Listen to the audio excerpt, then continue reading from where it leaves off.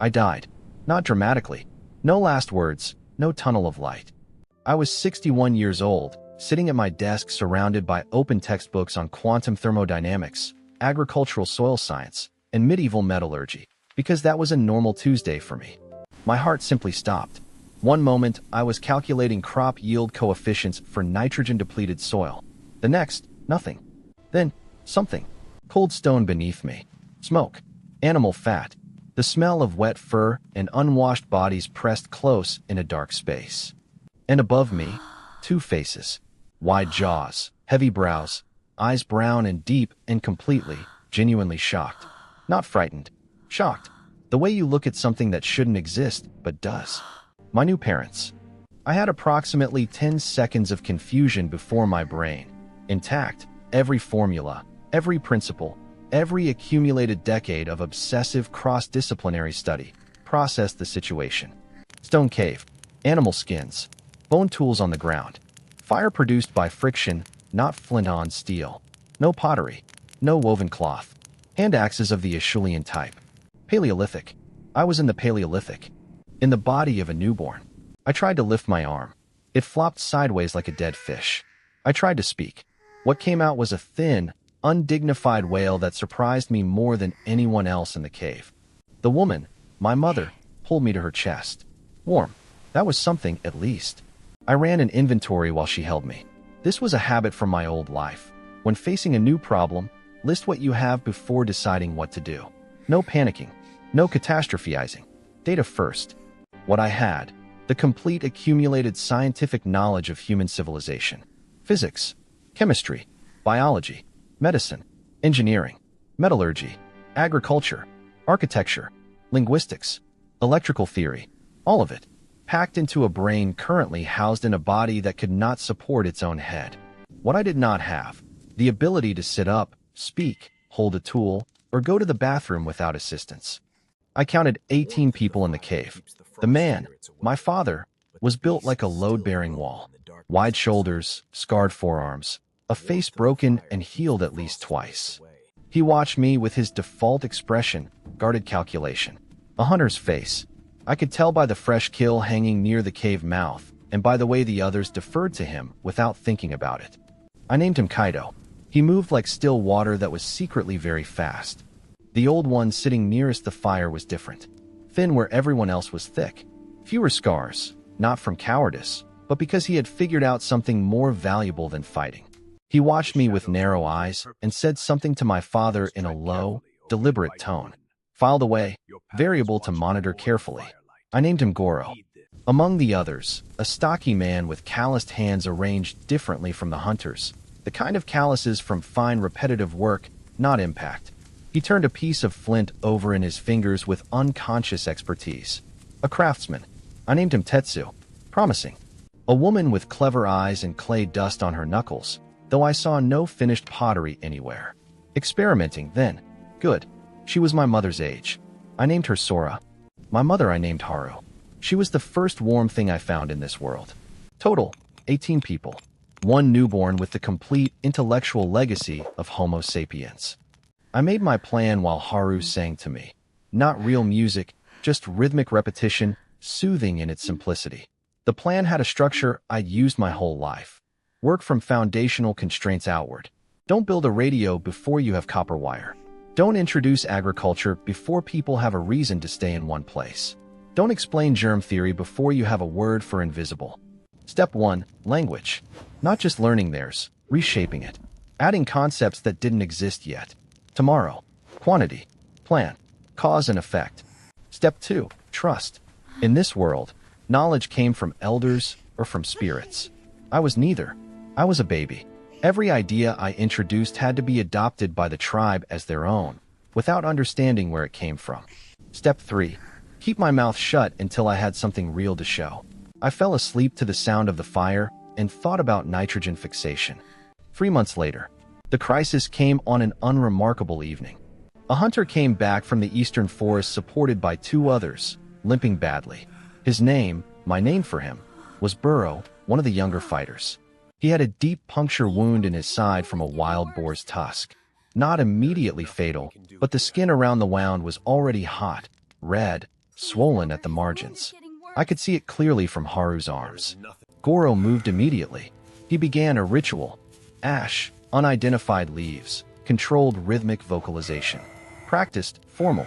The tribe watched with the focused attention of people who genuinely believed it would work. I looked at Burrow. I looked at the wound.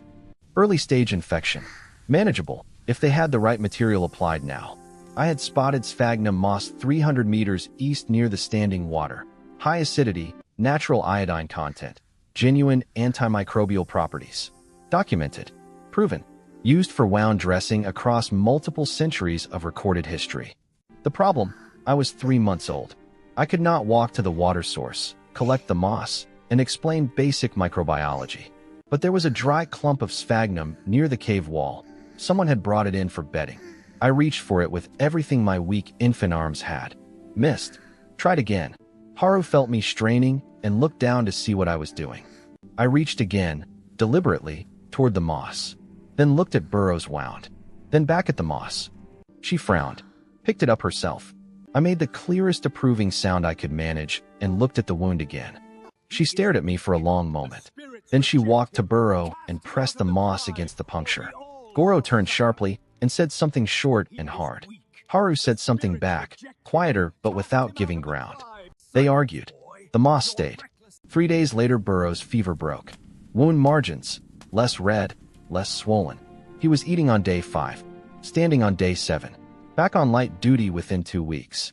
By the standards of this era, a miracle. Goro stood over me that evening, firelight on his narrow face, and studied me for a long time. Then he turned to the tribe and spoke. Formal cadence, deliberate pauses. The register of declaration, not conversation. I didn't have all the words yet, but I had enough. He was saying that the spirit of an ancestor had entered the child. He was saying the child was sacred. Kaido listened. Then he looked at me. Really looked, the way he scanned terrain before moving through it, and gave one slow nod. The first political decision I witnessed in this life. The right one. The first year of my new life was the most intellectually frustrating experience I had ever endured. I knew 12 ways to synthesize ammonia. I understood the complete theoretical basis for internal combustion. I could have designed a functioning steam engine from memory, drawn the schematic in the dirt, and explained every tolerance and clearance with my eyes closed. And I could not say a single coherent word until I was 14 months old. I used the time.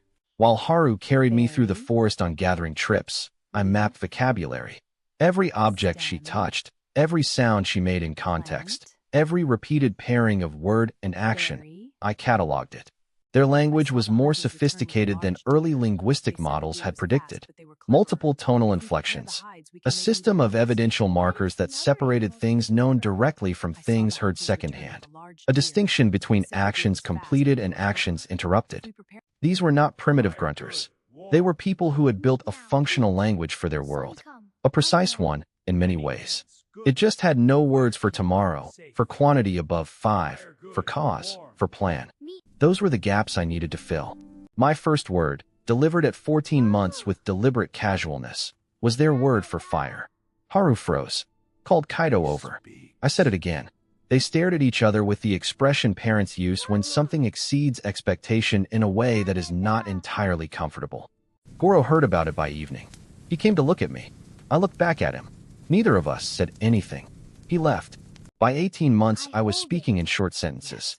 By 2 years, I was having simple conversations that I kept carefully below my actual capability. There is a pace at which children learn language in this era. I stayed just above it. Fast enough to be remarkable, slow enough not to be terrifying.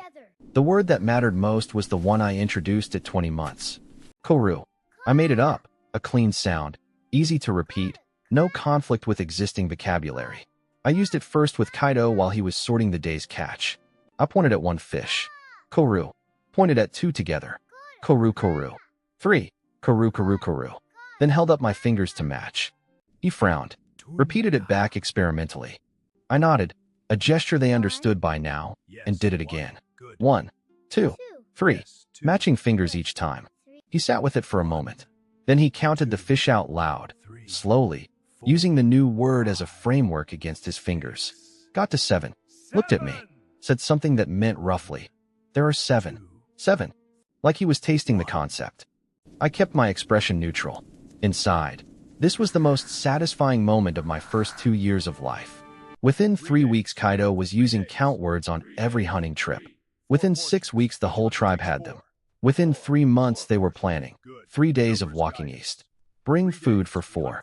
Concepts that had been impossible to transmit precisely were now routine.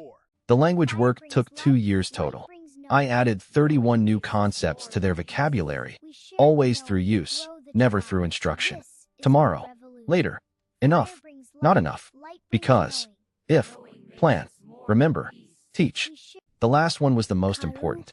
Tetsu noticed me watching him work when I was about 18 months old. He was napping flint, the standard Levallois technique, controlled fracture, decent edge, functional. I watched his angle of strike. I watched where the force landed. I watched the flakes fall. He was losing 20% of his material to inefficient strikes. Minor adjustment to the platform angle, maybe 15 degrees, would give him a longer, cleaner edge with the same force. Basic fracture mechanics. I'd read the experimental archaeology literature on exactly this technique in my previous life, 3 different papers. I could not explain fracture mechanics to an 18-month-old. Even I couldn't make that convincing. But I could reach for a piece of flint. Tetsu watched me curiously. I was the spirit child, after all, and he was not a man who frightened easily. He let me take a small discarded flake. I turned it over in my hands, which were still absurdly small, and tapped it against the floor at what I hoped was the correct demonstration angle. It split cleanly. Thin, sharp edge. Better than what he'd just made. Tetsu picked it up, turned it over, ran his thumb along the edge, set it down, picked up his own workstone and adjusted his strike angle without a word, without looking at me, as if he was simply thinking out loud through his hands. The next flake was longer, cleaner. He made 4 more, each one better than anything I had seen from him before. Then he went back to work and didn't look at me again for the rest of the day. That evening I heard him explaining the angle adjustment to one of the younger hunters. His discovery, his words, his demonstration. He had already internalized it as his own insight. Perfect. That was exactly what I needed. Face slap number 2 arrived 6 months later, and it was not about tools. Tetsu had, by this point, become noticeably more productive than anyone else in the tribe. His blade stayed sharp longer. His spear points held edge through 3 kills instead of 1. The hunters had noticed. Kaido had noticed. The problem was that Tetsu was spending more time napping and less time on hunting rotations. He would sometimes stay behind when the group went out, working at his stone with focused intensity, producing a surplus of tools that nobody had specifically requested. The tribe's reaction was predictable. 2 of the older hunters complained to Kaido. A man who did not hunt was a man who took without giving. That was not a cultural prejudice. In a group of 18 people living at subsistence margin, it was a straightforward survival calculation. Kaido brought it to the evening fire. The discussion was pointed. I was 2.5. I sat in Haru's lap and listened to everyone speak, and I understood most of it now. Goro said Tetsu's work was a gift from the ancestor spirit and should not be questioned. 2 hunters said that gifts did not fill stomachs when the hunt came back empty. Tetsu said nothing, which was very Tetsu. I waited until there was a pause. Then I spoke. Not an argument. A question. Children ask questions. It is acceptable, even spirit children. I asked Kaido. If Tetsu makes 10 blades, and those blades help 10 hunters kill more cleanly, who fed the tribe? The hunters or Tetsu? Silence. I asked it again in simpler words. Haru helped with the phrasing. Kaido looked at me for a long moment. Then he looked at Tetsu's pile of finished blades. Then at the hunters. He gave his answer in 6 words that I will translate loosely as, "The blade that works is worth the hand that made it." It was not a formal policy. It was one sentence from one man at one fire. But Kaido's sentences carried weight. From that evening, Tetsu's role was tacitly accepted. He hunted 2 days in 5 and worked stone the other 3. He contributed his blades to the communal supply. He received an equal share of the hunt. First division of labor. First trade within the group. Goro had argued that Tetsu's work was sacred. He had not argued that Tetsu should be excused from the social contract. The distinction between those 2 positions had just been made by a 2-year-old, in public, in front of everyone. Goro sat very still for the rest of that evening. Sora, the woman with clay dust on her hands, had been my quiet project for months. She was not a craftsman by tribe designation. She was a gatherer, a food preparer, competent and reliable. But she kept experimenting. I had watched her press wet clay into shapes and leave them near the fire, not intentionally, just set aside while she worked, and observe what happened. The results cracked and crumbled because the fire temperature was inconsistent and the clay had not been worked free of air pockets. She was running intuitive experiments. She just didn't know how to read the results. I started sitting near her when she worked clay. At 2 years old, sitting and watching was not suspicious. I was the spirit child. I sat and watched many things. I picked up a piece of her discarded clay and worked it between my hands, pressing out the air bubbles systematically, the way a materials scientist thinks about porosity in ceramics. Slow, thorough, handed it back. She frowned at it, worked it the same way, set it near the coals, not in them, near them, and left it overnight. In the morning it had not cracked. She turned it over for a long time, pressed it. It held. She looked at me. I looked at the fire. She looked at the fire. She began experimenting with controlled distance from the heat. 3 weeks later, she produced the first intact fired clay vessel the tribe had ever possessed. It was small, palm-sized, thick walls, irregular shape. But it held water. It held it without leaking for a full day, and then another. Haru saw it, and made a sound I had never heard her make before. The whole tribe came to look. Goro held the vessel carefully and said something formal and approving, attributing it, as he attributed everything good, to the ancestor spirit. Sora said nothing, but she was already making the next one, and she was doing it faster. Inventory, 1 functioning ceramic vessel. Ongoing production, beginning. Sora's role in the tribe, quietly, without announcement, shifting. By the time I was 3 years old, the tribe had changed in ways that were difficult to articulate, but easy to measure. Tetsu was producing blades, scrapers, and bone needles that had no equivalent in any neighboring group. The needles were new. I had guided him toward bone working through the same indirect method, watching and occasionally demonstrating with small pieces when no one important was looking. Needles meant tighter stitching. Tighter stitching meant warmer clothes. Warmer clothes meant less cold weather sickness. That winter, nobody died. In previous winters, they had lost 1 or 2 people to cold and infection. I tracked the change, but said nothing about it. The tribe simply noticed that this winter was survivable in a way the last ones had not been. Goro held a ceremony to honor the ancestor spirit for the good season. I sat in Haru's lap and watched the ceremony and thought.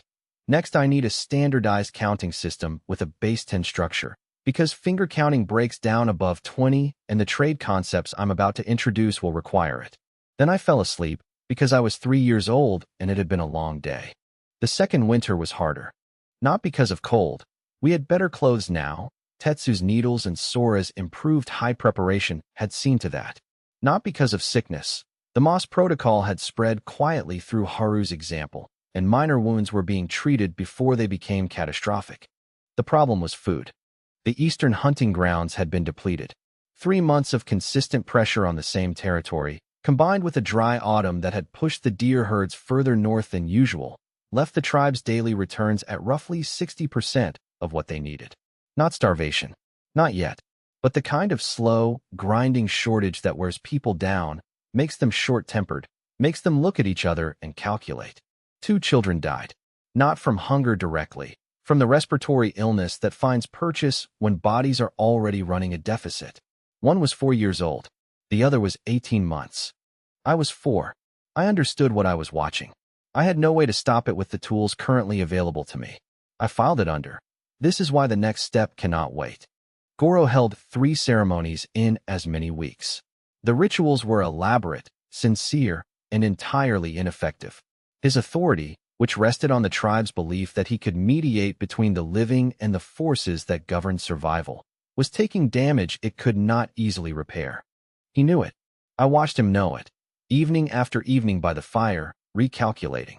The hunting plan came to me on a morning in early spring when I was watching Kaido lead the group out in their standard formation, everyone together, moving in a loose cluster toward wherever the scouts had last seen tracks. The problem was obvious from a systems perspective. They were applying maximum pressure to a single point, which depleted that point and gave prey animals a clear escape corridor. No encirclement. No division of effort. No use of terrain as a force multiplier. I had been waiting for the right moment. The right moment was now. I found a patch of bare dirt near the cave mouth and started drawing while Kaido was still visible in the tree line. Not subtly. I used a stick and drew deliberately, the way I had seen Tetsu draw tool shapes before attempting them. A half circle. 3 marks inside it representing hunters. 2 marks on the sides, arrows indicating movement direction. A mark at the center of the arc labeled, in the counting notation I had introduced, with the number 3, the kill zone. Kaido's brother Boru, one of the younger hunters, saw me drawing and squatted down to look. He called over another hunter. They studied the diagram with the focused attention of people who solve spatial problems for a living. I pointed at the forest. I drew the deer symbol, a simple shape the tribe used in their own informal visual shorthand. I pointed at the arc. I made the encircling gesture with both hands that I had been using for months to mean surround, contain, close in. Boru looked at the diagram, looked at the forest, looked at the diagram again. He said something to the other hunter. The other hunter made a skeptical sound. Boru said something shorter. Then he picked up a pebble and placed it at the position I had marked for the left flank hunter. I placed one at the right. He placed the third at the top of the arc. We looked at the arrangement together. He stood up, called the remaining hunters, and explained the formation using my diagram and his own words. His explanation was slightly wrong in the details, but correct in principle. I did not correct him. That afternoon, for deer, the previous 3-day average had been 1. Kaido came back and looked at the pile of meat and looked at Boru. Boru pointed at my drawing in the dirt, still visible near the cave mouth. Kaido walked over to it, stood there for a while, then looked at me. I looked back. He picked up the stick I had used and added a detail to the diagram. An additional hunter position I had not included, covering a gap in the formation that he had clearly identified in the field. Handed the stick back to me. His modification was correct. I nodded at it. He made a sound that might have been a laugh, if Kaido had been the kind of man who laughed at things. The public moment came 3 weeks later. Goro called a fire council after the tribe's 3rd consecutive successful coordinated hunt, the best sustained run of returns in anyone's memory. He was not a foolish man. He understood that something had shifted, and he moved to claim the narrative before the narrative moved without him. He spoke at length about the ancestor spirit's blessing on the tribe's hunters, about the wisdom flowing through proper ritual observance, about the importance of maintaining the ceremonial calendar that he administered. It was a genuinely good speech, structured, emotionally resonant, delivered with the ease of a man who had held the tribe's spiritual center for 20 years. Several people were visibly moved. Then one of the older women asked a direct question. She asked why the hunts had only improved after the children began following the new formations. She asked it without accusation, simply as a question seeking an answer. The fire went quiet. Goro began to answer. I spoke before he finished his first sentence. I was 4 years old. I kept the construction as simple as possible. The diagram in the dirt was mine. Goro had used it. The hunt worked. If the tribe wanted, I could draw more. Not a challenge. Not a claim. A practical offer from a child. The tribe looked at Goro. Goro looked at me. He had 2 options. Accept the framing and retain his dignity, or contest it and look like a man arguing with a 4-year-old over credit for a pile of meat. He said, "The ancestor spirit guides the child's hand." I said yes, and the child's hand can draw more diagrams tomorrow. Kaido looked from Goro to me and back. Then he said it, flat, final, in the register he used for decisions rather than discussions. The child speaks at council. It was not a full transfer of authority. Kaido was too careful for that, and I was 4. But it was the first time in this tribe's history that a child had been granted formal standing at the decision-making fire. Everyone present understood what it meant. Nobody said it aloud. Goro made his calculation in real time, visibly, his narrow face working through the arithmetic. Then he announced, in his formal declaration register, making it a gift he was bestowing, that the child carried the voice of the ancestor and would be heard at council. I let him keep the framing. He could have the ceremony. I had the function. The arrangement that settled over the following weeks was clean and stable. Goro, spiritual authority. Ceremonies, deaths, births, the management of the tribe's fear and meaning. His domain, entirely untouched. I had no interest in it, and made that clear through consistent non-interference. Kaido, hunting and movement, territory decisions, conflict response, external relations. His judgment, his call. I advised when asked and kept my mouth shut when not. Me, at 4 years old, acknowledged advisory standing. The right to draw, to propose, to be heard. Not command. Not yet. Something adjacent. A voice the tribe had decided to take seriously without fully understanding why.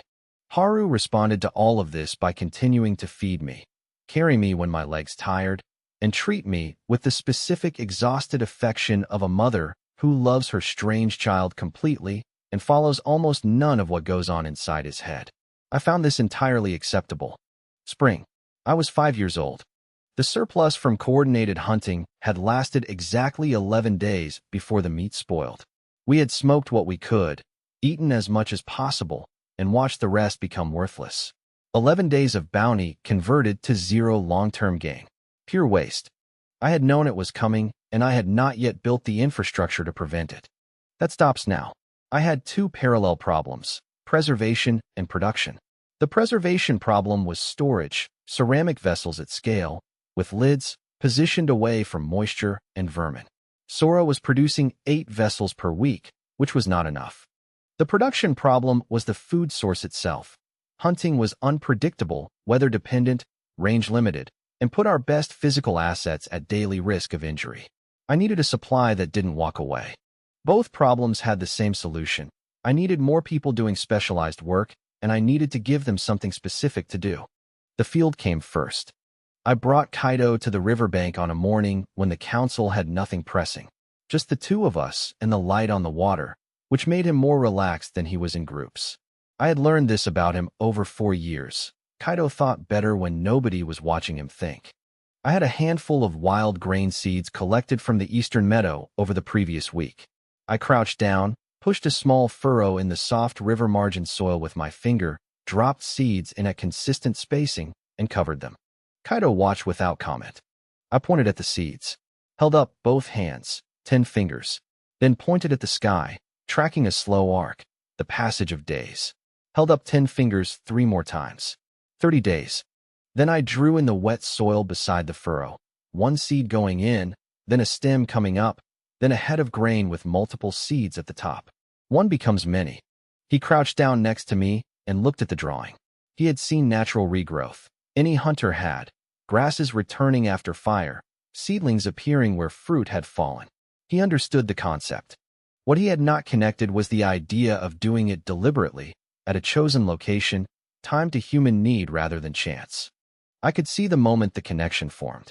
His expression did not change, it never did. But there was a slight pause in his breathing, the tell I had cataloged over years of watching him process new information. He picked up a seed from my palm, rolled it between his fingers, set it in its own small furrow beside mine. We planted the rest of the seeds together in silence. I marked the planting site with 3 stacked stones, the first deliberate land marker this tribe had ever placed. 34 days later, the shoots were visible from 20 meters. Kaido brought 3 hunters to look at them without me asking him to. He explained what was happening in his own words. I stood at the back and said nothing. By the end of that conversation, 2 of the 3 hunters had started asking about planting near their own water sources. The field expanded. I directed the layout through diagrams when asked: row spacing, distance from the water margin, which soil color indicated the drainage properties we needed. Within 6 weeks, we had 3 small plots covering perhaps 400 square paces total. Not enough to feed the tribe alone. Enough to demonstrate the principle beyond any doubt.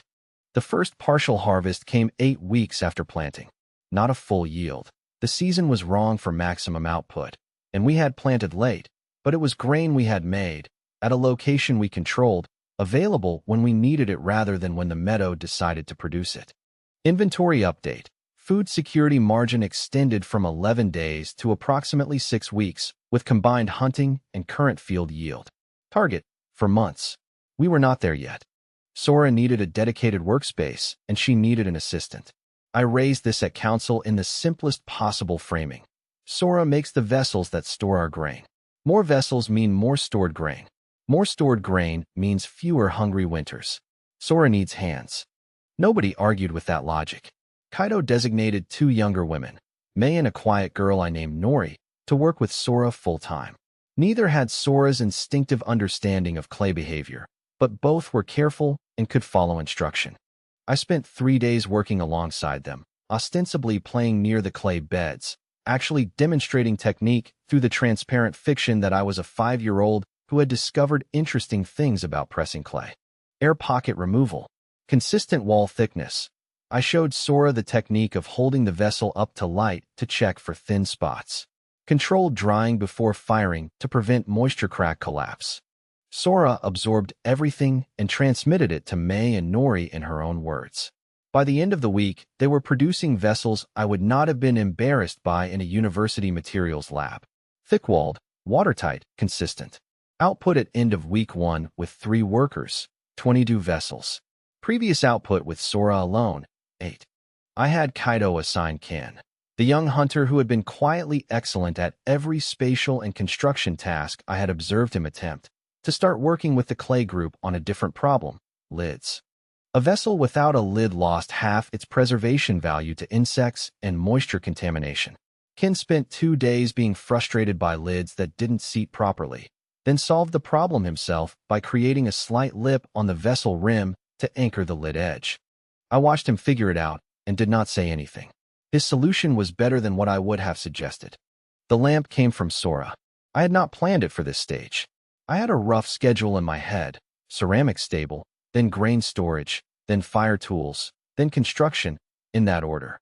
But Sora arrived at it independently. She had a small cup-shaped vessel with a crack in the wall, production reject, not watertight. She filled it with rendered animal fat, placed a thin strip of plant fiber as a wick, and held it near the fire to light it. It burned for 4 hours. She brought it to me specifically, which meant she had made the connection that I was a useful person to show new things to. That relationship, Sora treating me as a thinking collaborator rather than a spirit child, had developed quietly over the past year and was worth more than most people in the tribe realized. I examined the lamp. The wick was too thick. It was consuming fuel faster than necessary. I pulled a thinner fiber from the edge of my wrap and showed her the difference in burn rate. Thinner wick, same light, fuel lasts twice as long. She noted it. Made 3 more lamps that afternoon with the adjustment. That night the cave had light in 4 locations simultaneously for the first time in its history. People moved differently in it. Talked differently. Worked later into the evening. Tetsu sat with better visibility than he had ever had and produced 6 blades in the time he usually produced 3. Nobody called it a revolution. It was just a cup of fat with a string in it. But the tribe's productive hours had just increased by roughly 30%, and it had cost exactly nothing. The small tribe arrived on a warm afternoon in early summer. 8 people, 3 adults, 3 older children, 2 younger. They came from the southwest, thin and moving with the careful body language of people who had learned not to approach strangers quickly. A man at the front, hands visible, pace non-threatening. Goro's immediate instinct was expulsion. He said it plainly at the emergency fire that evening. We did not have enough for more mouths, and strangers brought unknown disease and unknown conflict. The calculation was wrong, and I said so. I laid it out in the simplest numbers I could construct. We had 8 mouths coming in. 3 of the adults appeared able-bodied. That was 3 additional hunters or workers immediately available. Our current food surplus, at 6 weeks, could absorb 8 additional people for 2 weeks while they integrated and began contributing. The field output in the next harvest would increase proportionally with additional labor. 8 people and equals 3 workers plus 5 future workers as the children matured. Net resource position after 60 days, positive. Goro said strangers could not be trusted. I asked him which of our current tribe members had been born into this cave. He did not answer, because the answer was obvious: none of them. The tribe had formed from individuals and pairs who had joined over years. Every person sitting at this fire had been a stranger once. The silence after that was the useful kind. Kaido made the decision. They could stay for 10 days. If they worked, they could stay longer. The man at the front of the newcomers, I named him Dai, broad-shouldered, watchful, clearly the group's protector, agreed immediately. He understood the terms. He had been in a position of making this calculation from the other side before. By day 3, Dai was hunting with Kaido's group and matching the output of hunters who had twice his local knowledge. He learned terrain fast. Good spatial memory. Filed away. Among the newcomers was a woman, older than Haru, with hands that moved constantly over any surface she touched, pressing, testing, evaluating material. I watched her run her palm along the cave wall, along the clay deposits near the river, along the wooden shaft of a spear. She was not a fighter or a hunter. She was assessing material properties with the unconscious habit of someone who had done it her whole life. I named her Kawa. On day 5, I sat near her at the clay beds and watched her work. She picked up raw clay and immediately began working out the air pockets. The same technique I had introduced to Sora, but with a different hand motion, faster, more efficient. She had arrived at it independently from a completely different direction. I looked at her hands. She looked at mine. We worked the clay in parallel for a while, without speaking. Then she showed me something. A method of coiling rather than pinching to build vessel walls. Faster, more consistent thickness, easier to control the final form. I had known about coil technique theoretically. Watching it executed by someone who had developed it from practice was different. Her version was better than my mental model. I brought her to Sora the next morning. Within a week, the two of them had developed a hybrid technique that combined their methods. Production output per person increased by 40% over the previous standard. Goro watched the newcomers integrate and said nothing publicly. His 10-day deadline passed unmentioned. Nobody reminded him of it. That was also the useful kind of silence. The copper deposit was at the river bend, 40 minutes northeast of the cave. I had spotted it 8 months ago during a gathering walk with Haru, a green-stained rock face above the waterline, malachite discoloration running in a seam about 2 meters long. Copper carbonate. Classic surface indicator of a workable deposit below. I had noted the location, noted the size, and filed it under. Not yet. I did not have the furnace temperature to smelt it. I did not have Tetsu's trust in metallurgical work. I did not have the fuel production to sustain the process. Now I had all three. I was 7 years old. The tribe was 26 people. Ken had finished the grain storage building 12 days ahead of my estimate. Because Ken was like that. He consistently outperformed what I projected for him, which I had begun factoring into my calculations as a reliable variable. The field was producing. The ceramics workshop was running. The lamps had restructured our daily schedule in ways that were still compounding. It was time for metal. I brought Tetsu to the river bend on a morning when the light was good. He was not a man who needed elaborate preparation. I pointed at the green-stained rock face. He looked at it for a moment, then picked up a loose fragment from the bank and turned it over in his hands. Ran his thumbnail along the green streak. Smelled it. He looked at me.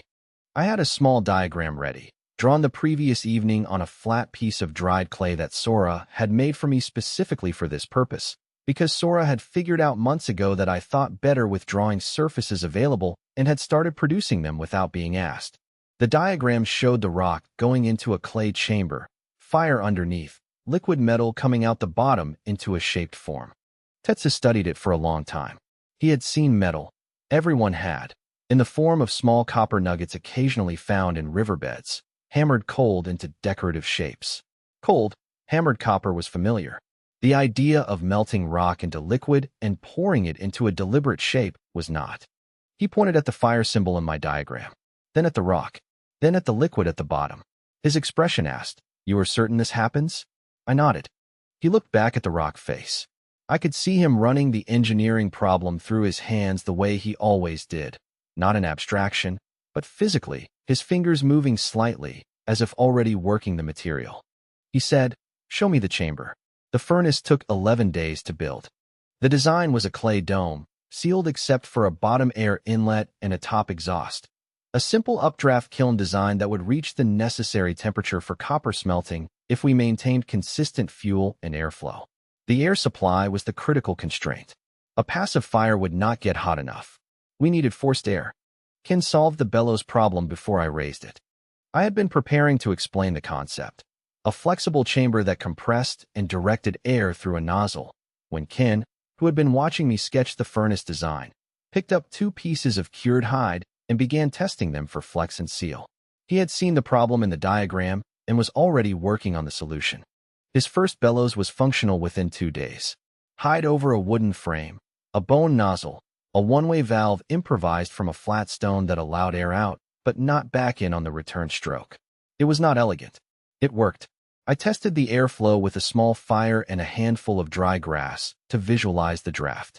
The grass bent hard and consistently toward the nozzle. More than enough. Tetsu watched the airflow test and said nothing for a moment.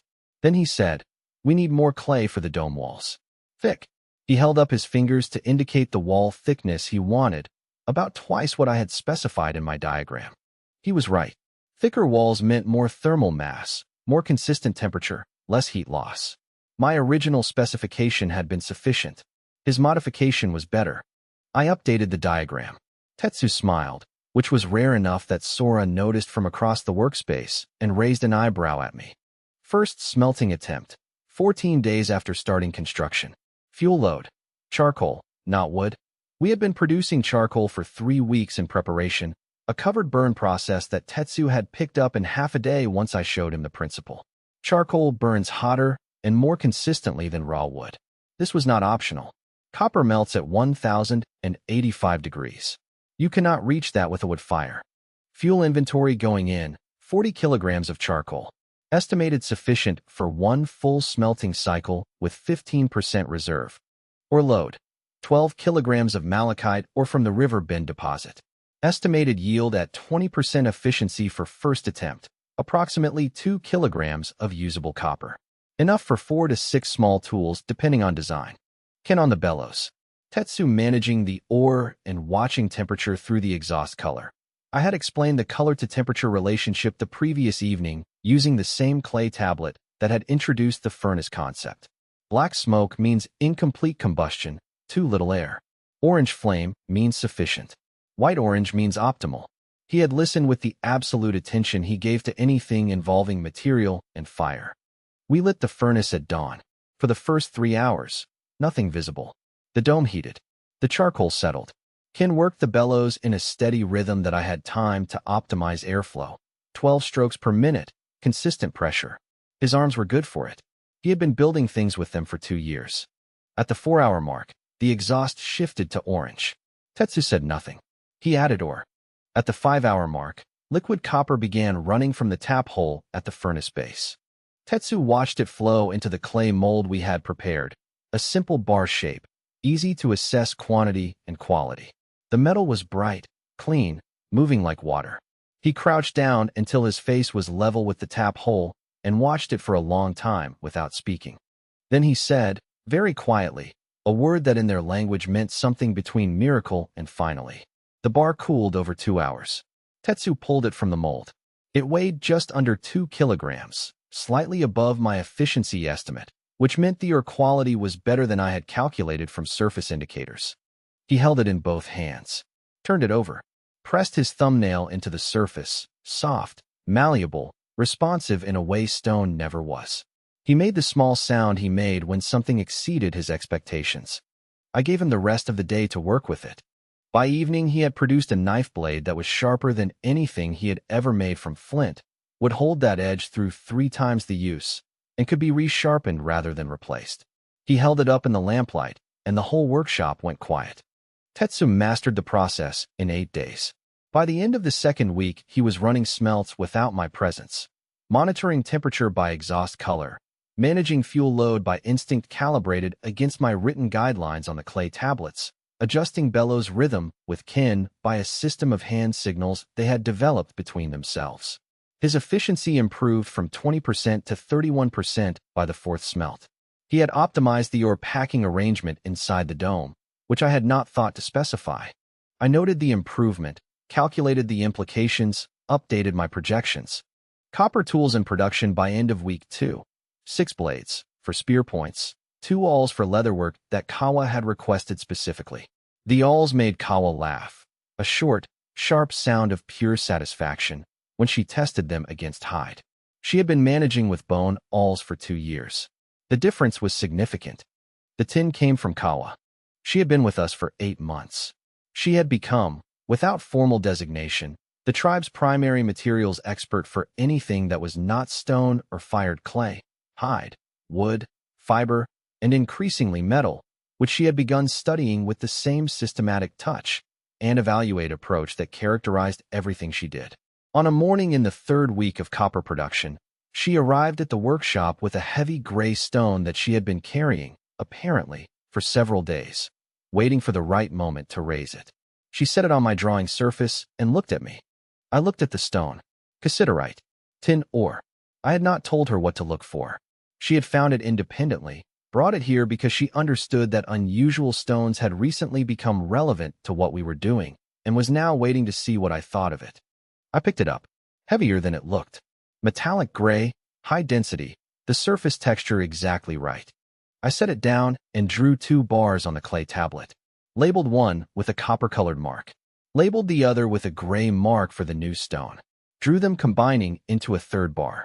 Wrote next to the 3rd bar, in the simple notation we had developed, harder, stronger. Kawa looked at the diagram for a moment. Then she said, I know where there is more. She brought back 11 kilograms over the next 3 days. She had been making trips to the deposit on her own time, which meant she had understood the implication of my diagram immediately and had acted on it before I asked her to.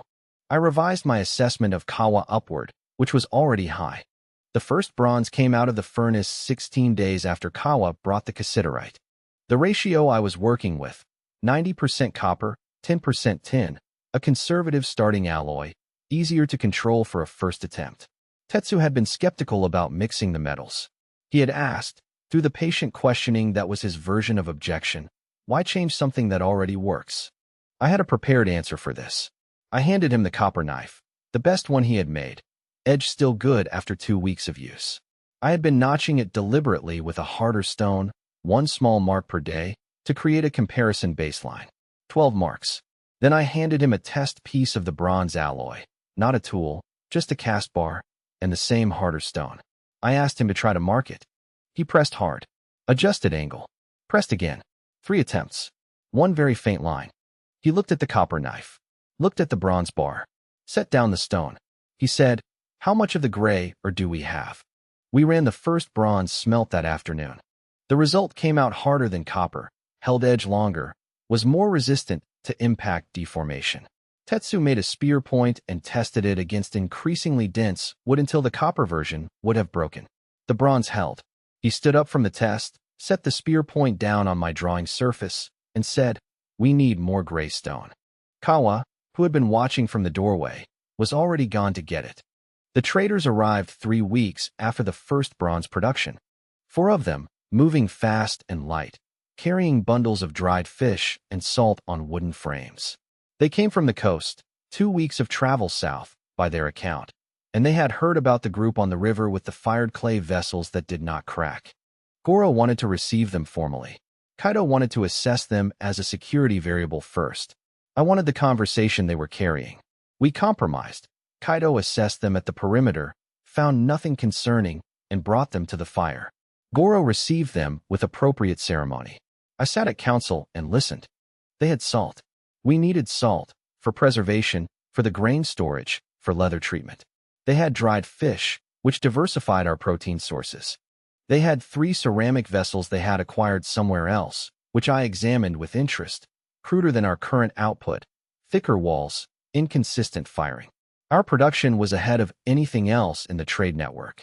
They wanted our vessels. They would trade salt and fish at a rate I calculated, quickly, as favorable to us. I proposed a different deal. Not vessels, not yet. What I wanted was information. Specifically, a map. They traveled. They knew territory. I wanted them to draw what they knew. They looked at each other. Nobody had asked them for a map before, because nobody had a consistent notation system for it.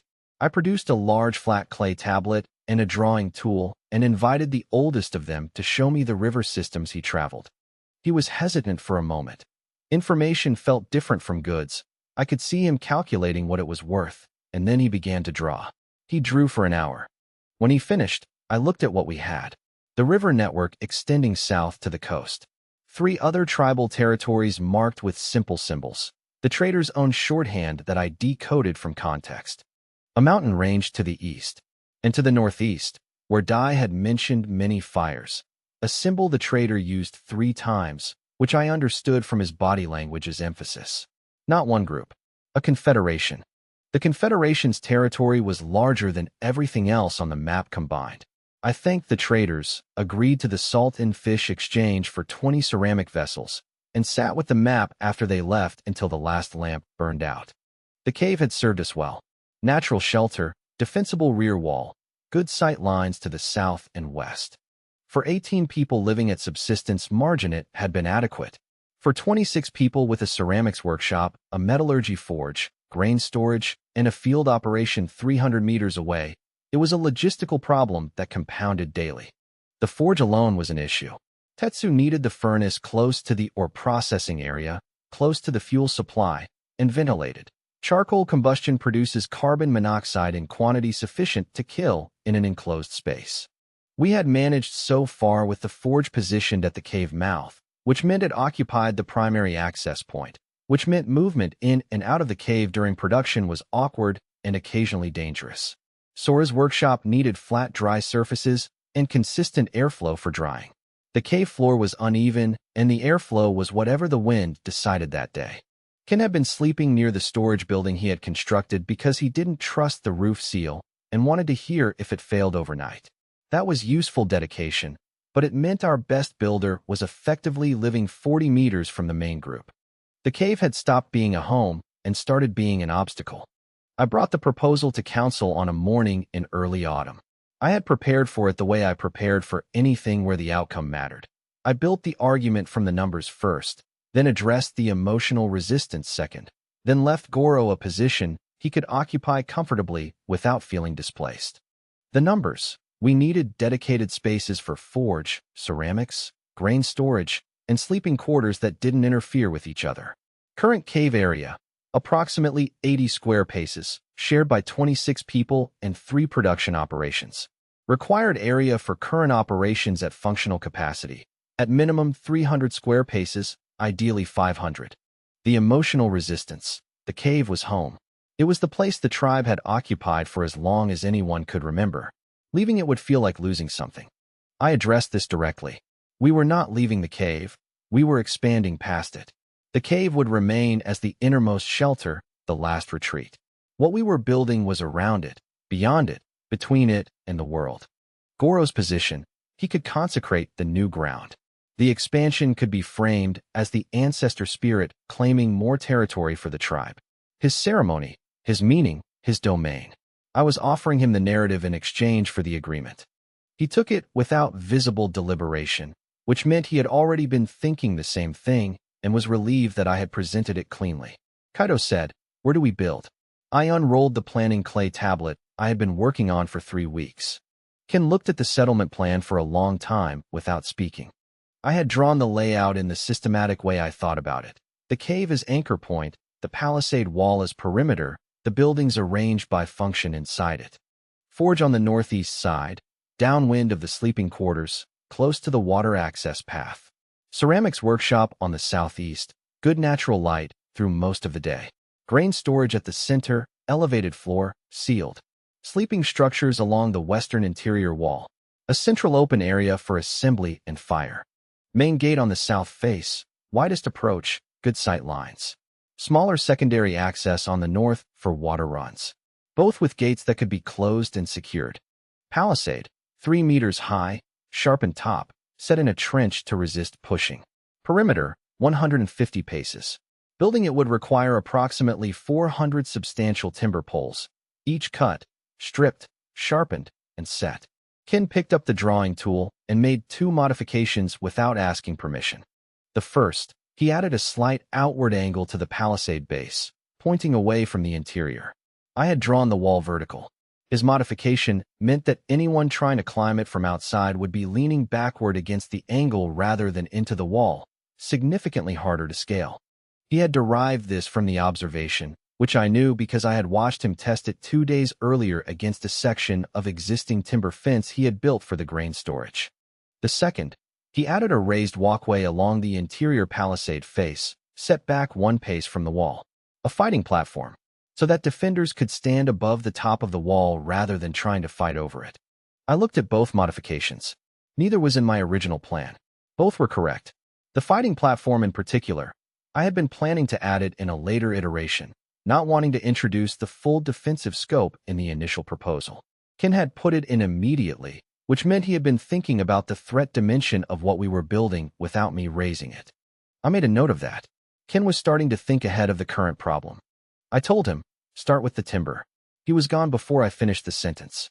Construction took 3 months and involved everyone. I implemented the work schedule through Kaido.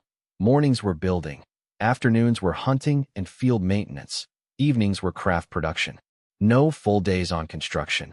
The food supply could not absorb that kind of suspension of hunting and gathering, and exhausted workers made structural errors. Steady pace, consistent progress, no heroics. Ken managed the labor directly. He had a natural authority over construction work that required no reinforcement from me or Kaido. People followed his directions because he always knew what he was doing and could demonstrate anything he asked others to do before asking them to do it. He never assigned a task he hadn't personally tested for feasibility. The tribe respected that in a way they respected few other things. The palisade went up first because everything else depended on having a defined perimeter. Timber sourcing took 2 weeks. Ken had selected a grove of straight-growth trees 200 meters north, the right diameter and density for what he needed. Felling, trimming, and hauling was the hardest physical work the tribe had done collectively, harder than any single hunt, and the complaint level at the evening fire was high for the first 3 weeks. I noted the complaint level and said nothing about it. The work was necessary. People understood necessary work even when they didn't enjoy it. What they needed was visible progress, so they could see that the effort was converting into something real. By the end of week 3, the south wall was standing. 60 paces of palisade, 3 meters high, angled correctly, set in a trench that Ken had inspected personally at every post before backfilling. That evening, the complaint level dropped to near zero. People stood and looked at what they had built and felt the specific satisfaction of visible progress.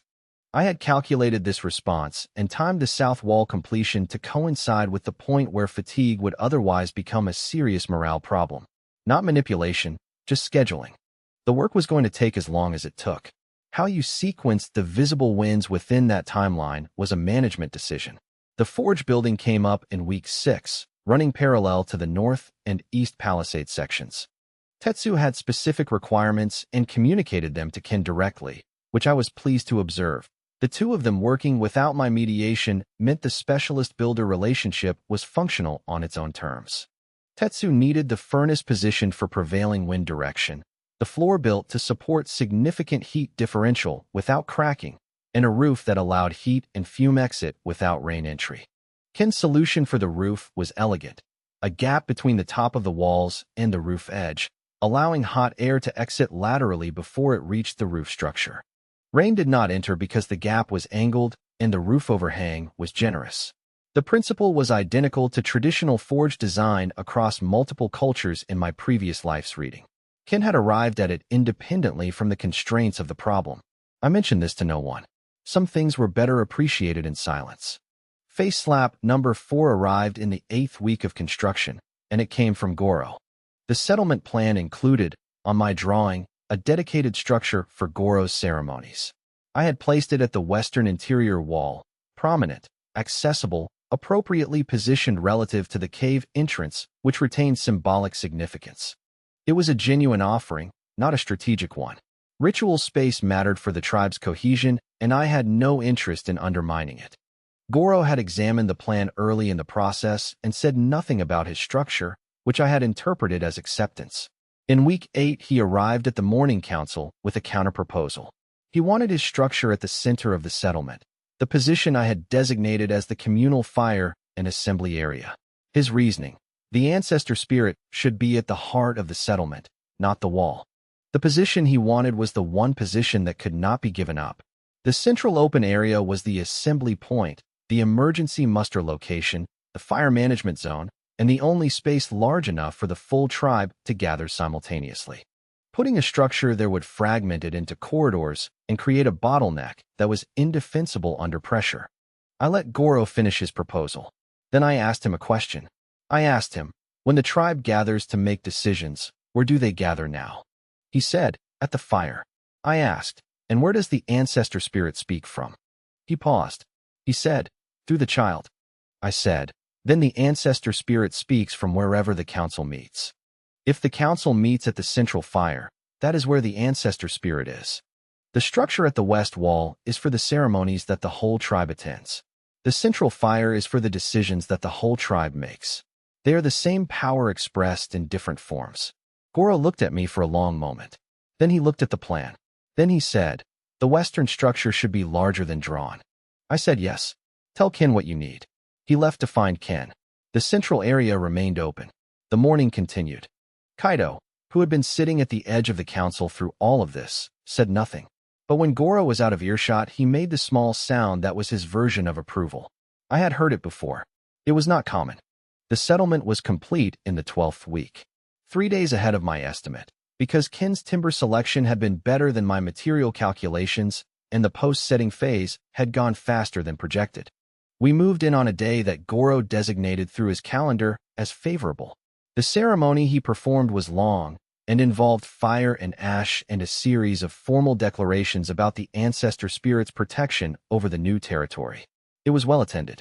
People sat through the whole thing. I sat in my designated council position and looked at what we had built. Palisade, 150 paces perimeter, 3 meters height, angled base, interior walkway along the full circuit. Main gate, double post construction with a locking bar Ken had designed, openable by 2 people from inside, very difficult to force from outside. Secondary gate, narrower, faster to seal. Forge building, operational. Tetsu had fired the new furnace twice before the official move-in to confirm performance. Output, unchanged. Efficiency, slightly improved due to better airflow. Ceramics workshop, running. Sora had arranged her workspace exactly as she wanted it within 2 days of the walls going up. She had opinions about surface height and drying rack positioning that she communicated with unusual firmness. Nobody argued with her. Grain storage, elevated floor, sealed walls, ceramic vessel inventory installed. Current reserve, 8 weeks. Next harvest would push it toward the 4-month target. Sleeping structures, 8 buildings, organized by family group.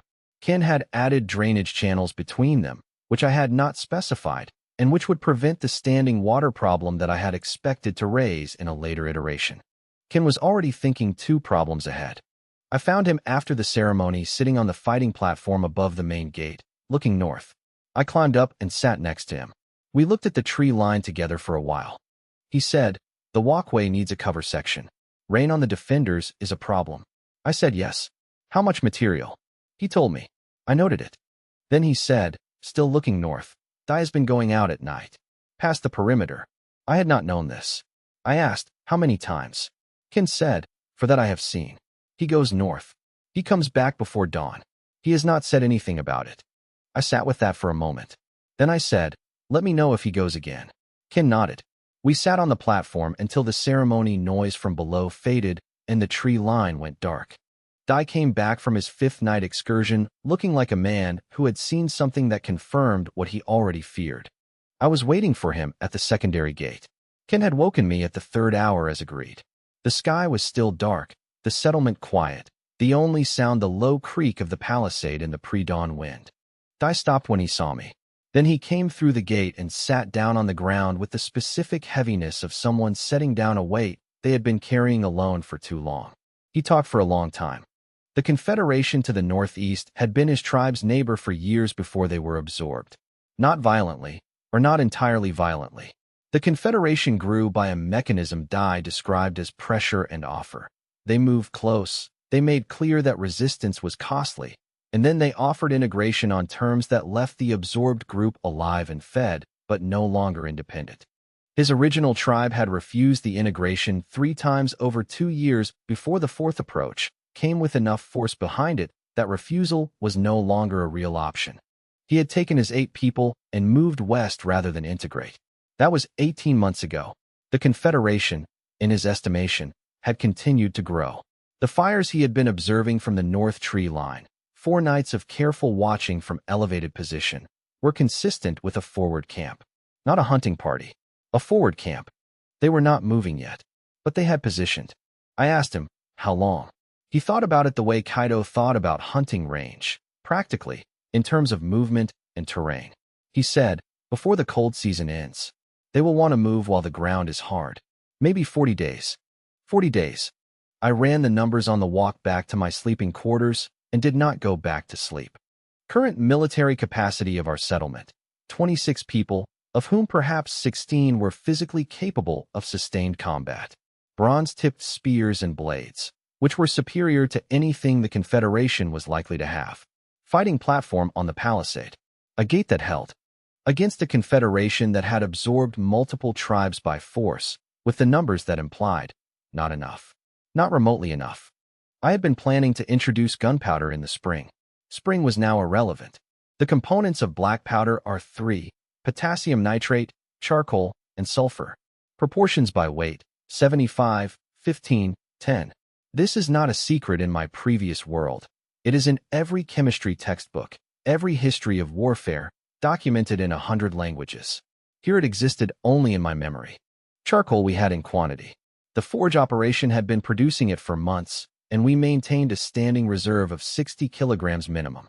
That problem was solved. Sulfur I had flagged as a future requirement when I reviewed the trader's map 8 weeks ago. There were volcanic outcroppings marked to the southeast, 2 days of travel, and volcanic areas reliably produced surface sulfur deposits.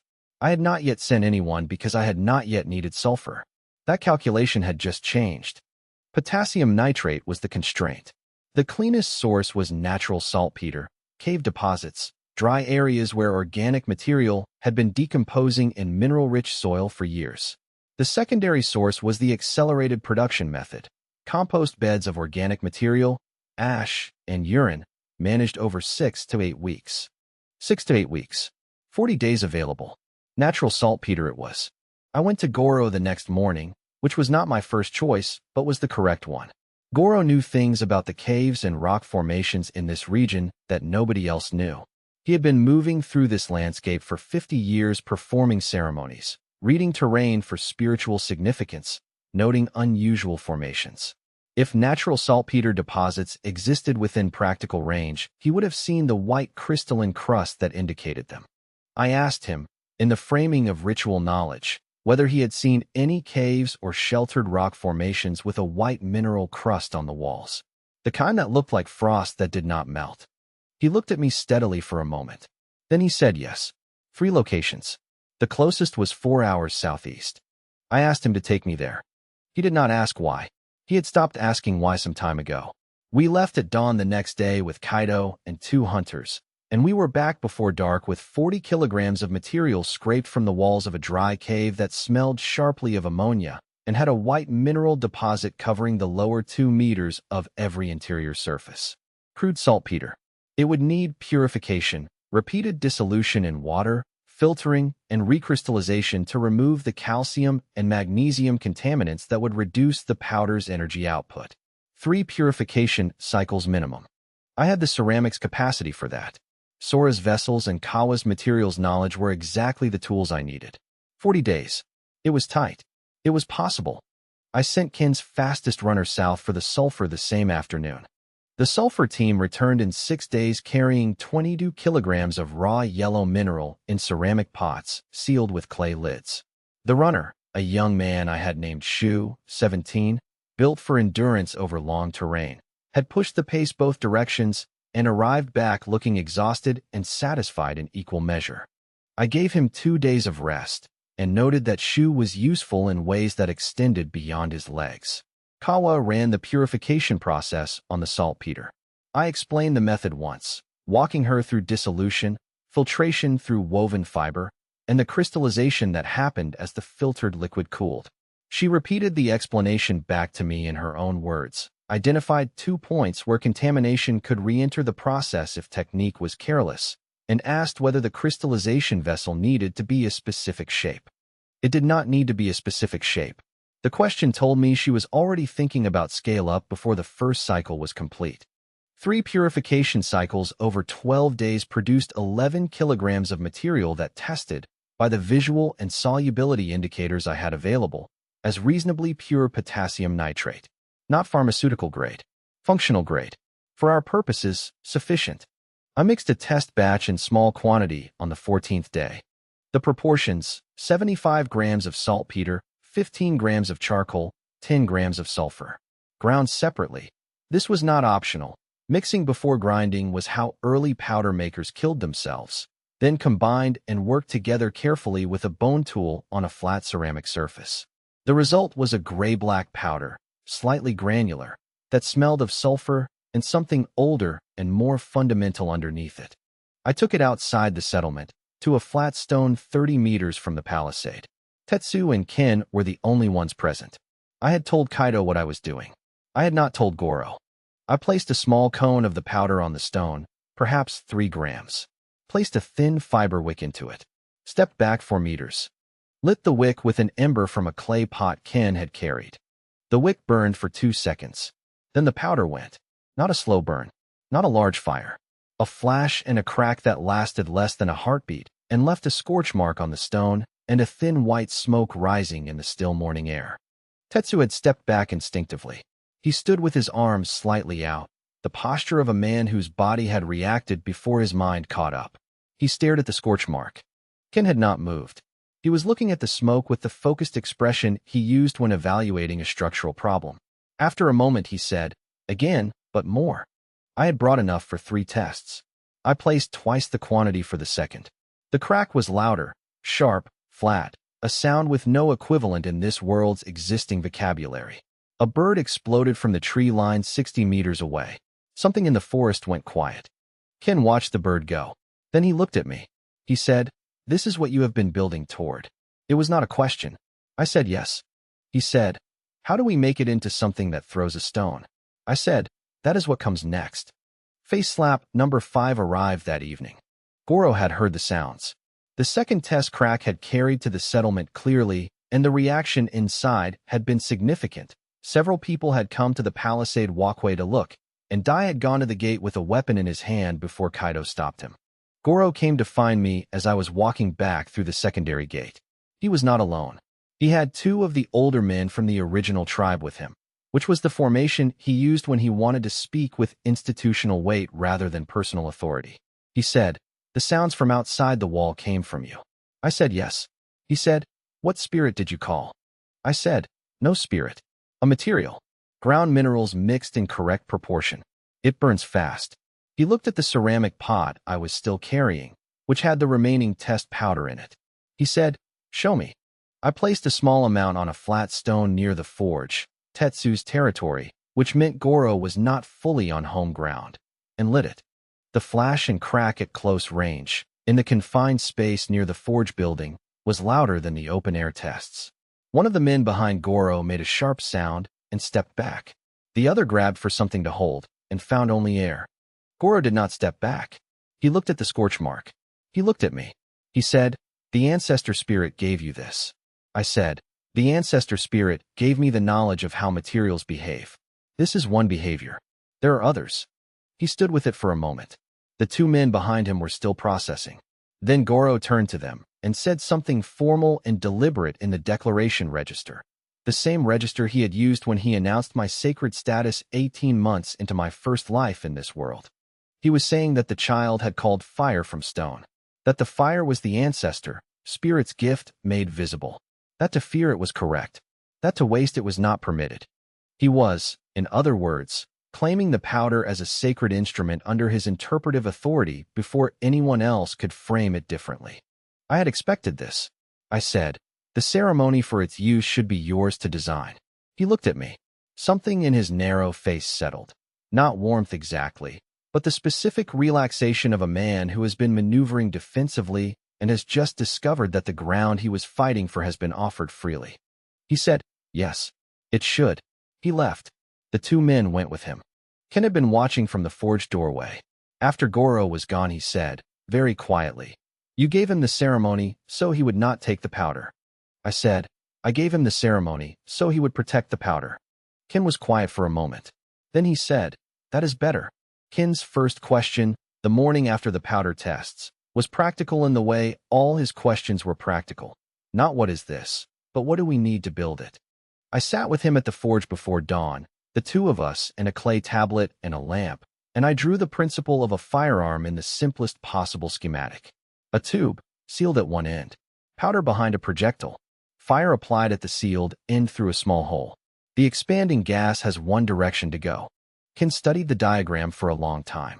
Then he said, "The tube must not break." I said, "Correct." He said, "Bronze breaks under this." I said, "Correct. We need iron." He was quiet for a moment. Then, "We have made iron for tools. Can we make iron that is consistent enough for a tube?" This was the right question, and it was not a simple one. The iron we had been producing from the bloomery Tetsu had built 4 months ago was wrought iron. Workable, tough, but variable in quality because the bloomery process produced a spongy mass called a bloom that had to be worked repeatedly under the hammer to consolidate it and drive out slag inclusions. The consistency problem was real. A barrel with a slag inclusion at the wrong point would fail at the moment of firing, which in practical terms meant it would kill the person holding it. I explained this to Ken in direct terms. He listened without interruption. Then he said, "So Tetsu needs to make better iron before we can make the tube." I said, "Tetsu needs to make iron with fewer inclusions. The way to do that is more hammer work on the bloom, more heat cycles, and better control of what goes into the furnace." Ken said, "Tell me what to tell him." Tetsu's response to the iron quality problem was characteristic. He did not ask why the quality needed to improve. He asked for the test that would tell him when it was good enough. I designed the test with him. A bar of iron, specific dimensions, struck with a heavy stone hammer at a marked point. Acceptable iron bent. Iron with significant slag inclusions cracked or shattered. We ran the test on his existing stock. 3 of 8 bars failed. Tetsu looked at the failed bars for a moment. Then he went back to the furnace. He ran 4 additional heat and hammer cycles on the remaining stock over the next 2 days. Every bar passed the test on the second round. He had not asked me to specify the number of cycles. He had experimented until the material met the standard, which was exactly what I needed him to do. I noted the time. 2 days to achieve consistent iron quality. Add to the production schedule. Ken meanwhile had been working on the barrel design. He came back to me on the 3rd morning with a modification I had not anticipated. Instead of a single-piece tube, he proposed a wrapped construction, iron strips wound in a tight helix around a wooden mandrel, then forge-welded along the seam. The technique was historically used in early firearm production in my previous life's reading, before precision boring was available. Ken had arrived at it from the observation that a single tube required a level of bore consistency that our current tools could not guarantee, while a wrap construction distributed the stress across the entire length of the weld. I looked at his prototype, a short section, not yet functional, and ran the physics. The wrap construction would handle the pressure. The weld seam was the critical variable. I asked him, "How consistent is the weld?" He showed me 3 sections. I tested them with the hammer test adapted for tubes. 2 held without deformation. 1 showed a gap at one point in the seam. Ken pointed at the gap. He said, "I know where that error comes from. I will not make it again." I believed him. 12 days remaining. First functional barrel. Day 16 of the countdown. 2 days ahead of my revised estimate. Ken and Tetsu had worked the production system out between themselves. Tetsu managing iron quality and strip production. Ken handling the wrapping and weld. The division was clean and each man stayed in his area of competence without overlap disputes. I had expected to mediate this. I did not need to. The first barrel was 80 centimeters long, bore diameter sufficient for a 1 centimeter iron ball, touch hole at the breech. Ken had added a wooden stock before I asked for it, fitted to the barrel with iron bands, the stock shaped to brace against the shoulder. He had never seen a firearm. He had derived the shoulder stock from the principle that recoil needed to go somewhere, and the shoulder was the logical transfer point. I loaded the first musket myself. Powder charge, ball, paper wad tamped down with a wooden rod. Held it against a log at the edge of the clearing, aimed at a tree 20 meters out, and applied a lit ember to the touch hole. The crack was different from the open powder tests, sharper, more directed, with a visible kick against the log. The ball hit the tree and punched 3 centimeters into the wood. Ken, standing 10 meters back, looked at the hole in the tree for a long time. Then he walked to the tree and put his finger in the hole, measured the depth with his thumb, looked back at the musket. He said, 20 meters. How far can it reach? I said, 50 meters with accuracy. Further with luck. He said, and beyond the wall the ground opens to 60 meters before the tree line. I said yes. He said, I need to know how long to reload. I showed him. He timed it. He had developed an accurate sense of elapsed time from years of construction work where sequence mattered. 45 seconds for an experienced loader. 90 for a first attempt. He said, so one shot. Then they are inside the range before the second. I said, which is why we need more than one. He said, how many can we build? I said, in 12 days, with current capacity, 8. He looked at the tree line. He said, 8 is not enough. I said, 8 is not all we are building. The howitzer came from a different calculation entirely. 8 muskets against a Confederation force of 200 or more solved the opening seconds of a battle and nothing else. The musket was a point weapon. It killed what it was aimed at. What I needed for a force that outnumbered us by 10 to 1 or more was an area weapon. Something that did not require accuracy because it did not rely on hitting one target. Something that put force across a zone. The howitzer principle is simpler than the musket in some ways. A large tube, a large powder charge, a projectile that does not need to be precise because the damage radius does the work. The challenge was the tube scale. A howitzer barrel needed to be significantly larger and heavier than a musket barrel, which meant the iron quality and weld consistency problems multiplied proportionally. I brought this to Tetsu and Ken together on day 18. I drew the scale comparison on the clay tablet, musket barrel beside howitzer barrel, dimensions marked, powder charge marked, projected range marked. Tetsu looked at the dimensions. He said, this is possible. It will take both of us, and it will take time we may not have. I said, we build one. One is enough if the placement is right. Ken said, where does it go? I had already worked this out from the settlement layout and the approach terrain Dai had described. The primary approach the Confederation would use was from the northeast. It was the direction of their forward camp. It was the natural corridor through the terrain, and it was where Dai had observed their positioning. The approach narrowed to a funnel point approximately 80 meters from our gate, where the tree line came close on both sides before opening to the cleared ground in front of the palisade. The howitzer placed behind the fighting platform above the main gate, elevated by the platform height, could reach that funnel point with a plunging trajectory. I drew the angle on the tablet. Ken measured it with his hands. He said, I can build a mount for that angle. Fixed, not adjustable. If the aim point is the funnel, fixed is sufficient. I said, fixed is better. Adjustable introduces variables we do not have time to train. Ken nodded. He and Tetsu left for the forge. Day 23. 7 days remaining. Musket production, 6 complete, 2 in final assembly. Powder stock, 24 kilograms. Ball stock, 40 iron balls for muskets. 6 stone rounds for the howitzer cut to consistent dimension by Tetsu with a care that suggested he understood that dimensional inconsistency in a projectile affected trajectory in ways he could not fully calculate, but correctly intuited mattered. The howitzer barrel was complete. Tetsu had run it through 5 hammer test cycles, and it had passed each one with better results than the musket barrels, because by this point he had internalized the iron quality process to a level where he was producing consistently above the standard I had specified. Ken had built the mount, tested the elevation angle against a mark I had placed at the funnel point using a ranging method I explained with a stick and a shadow, and confirmed the trajectory.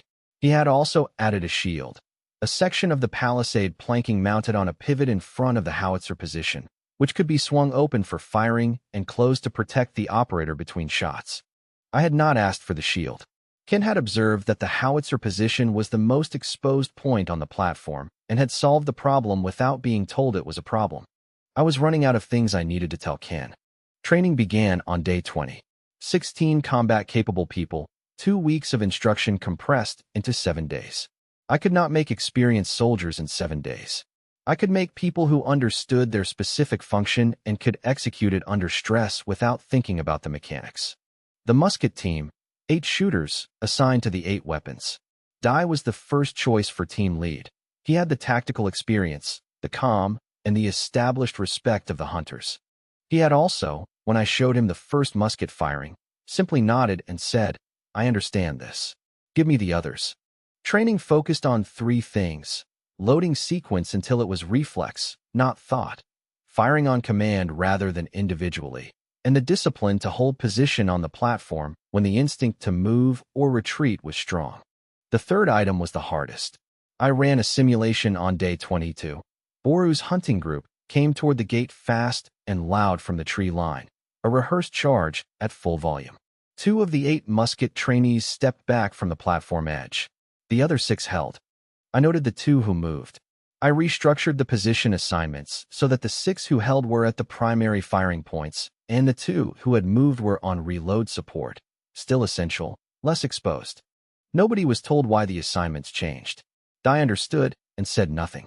The howitzer crew was Kin and one other, Shu, the endurance runner, who had the physical strength for the loading procedure and the steadiness under pressure I had observed on the sulfur retrieval run.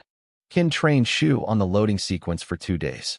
By the 3rd day, Shu was faster than Kin on the individual steps, though Kin retained the judgment calls about timing and adjustment. Kaido came to find me on the evening of day 24. He had not been deeply involved in the weapon production process. He had his own preparations to manage, the hunters reorganized for perimeter watch, the settlement logistics for a siege if the battle ran long, the secondary escape route he had identified through the cave and northeast along the ridge. He had done all of this without asking me about it, which was what I expected from him. He sat down next to me at the forge where I was reviewing the powder inventory and said, "Walk me through what happens when they come." I walked him through it. The funnel point, the howitzer opening the engagement, the disruption and the response, the muskets on the platform as they reorganized, the gate holding, Dai's team on the platform working in volleys, the cost of the first minutes buying time for everything else. He listened to all of it. Then he said, "And if they do not come through the northeast?" I said, "Dai says they will." He said, "Dai has been wrong about people before." He did not expect his own tribe to refuse integration a 4th time. He told me that himself. I looked at the inventory and then at Kaido. He was right. I had weighted Dai's assessment too heavily because it was the only detailed source I had.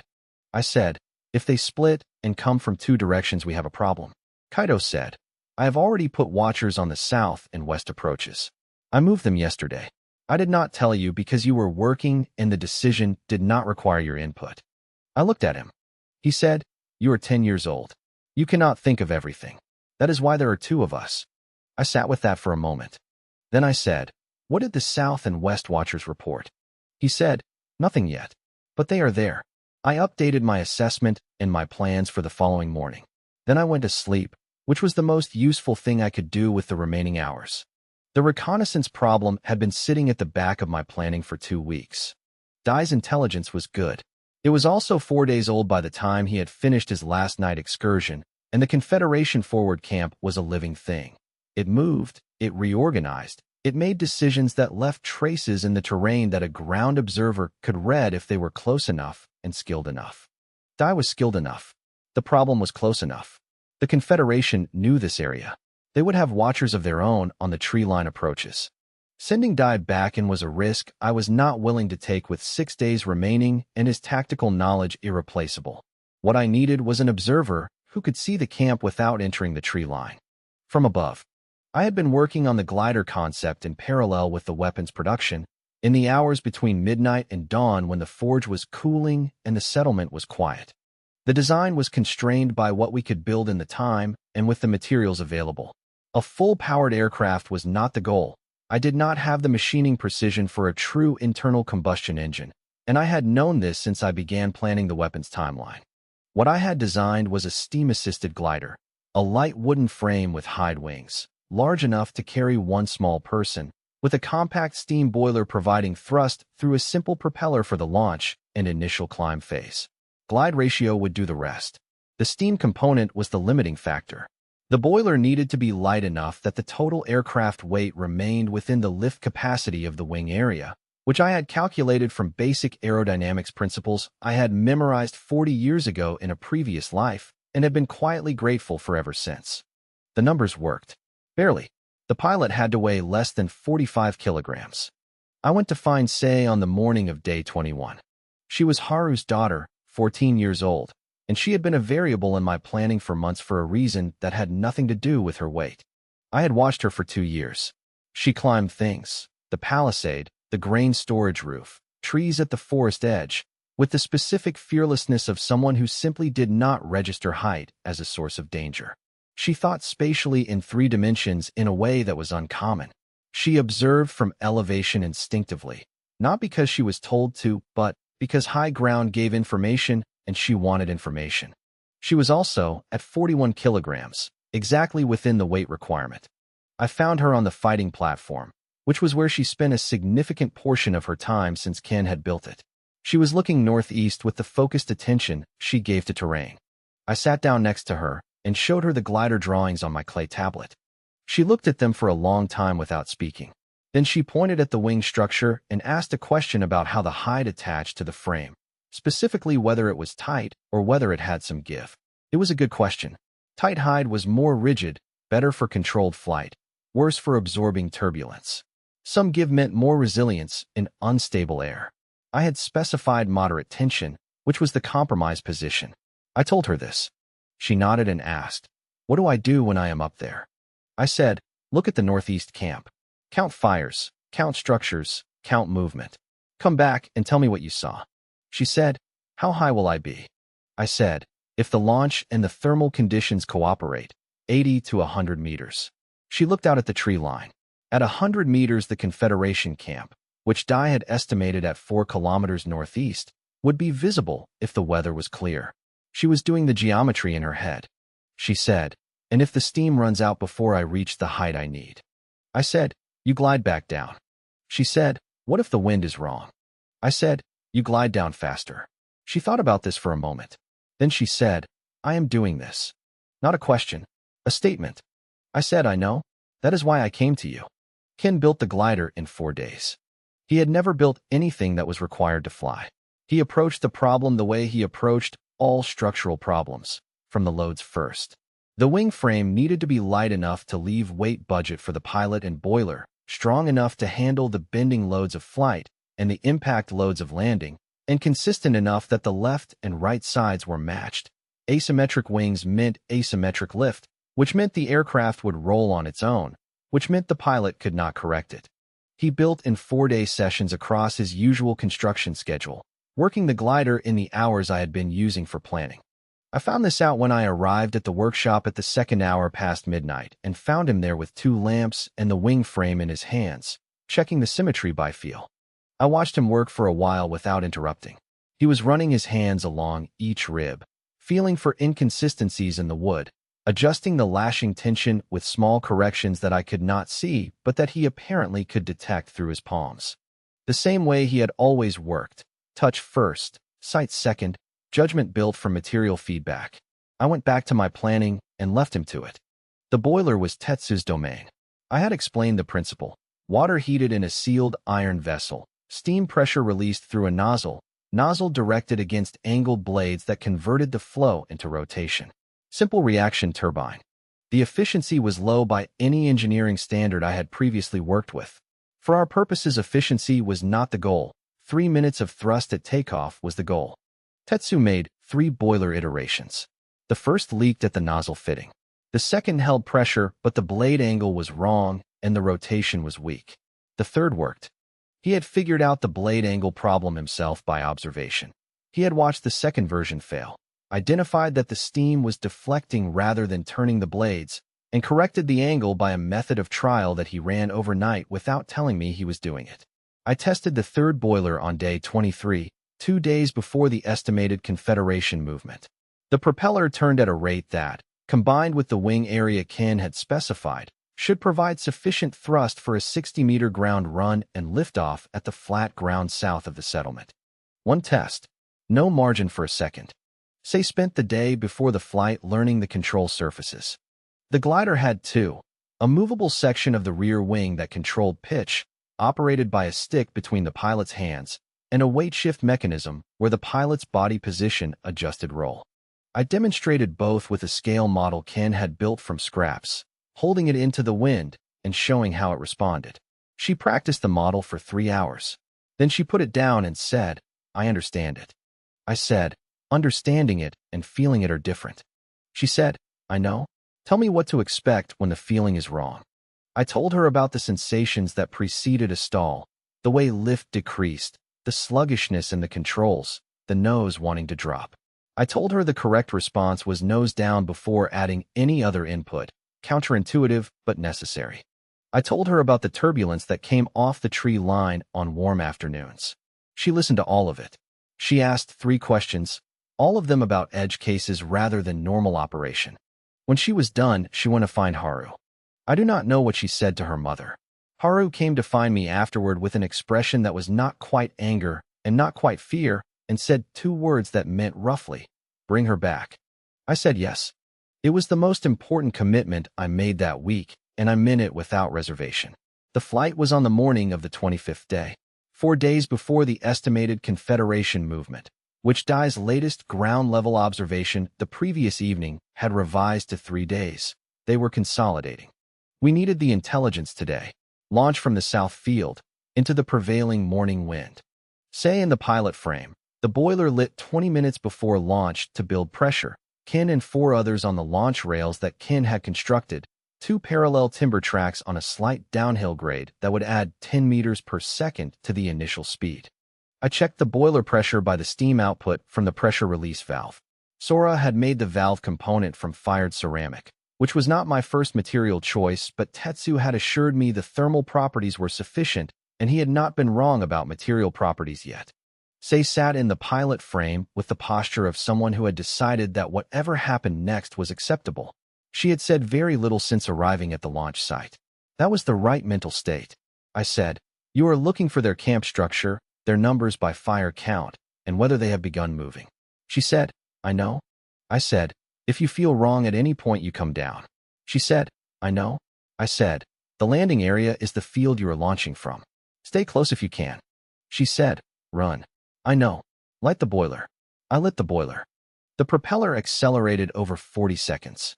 The vibration through the frame was visible. Ken's team held the rails on both sides to keep the glider tracking straight. I said go. They released. The glider ran the rails for 15 meters. The propeller noise was the loudest mechanical sound our settlement had ever produced, louder than the howitzer test, sustained, rising. At the end of the rails, the nose lifted.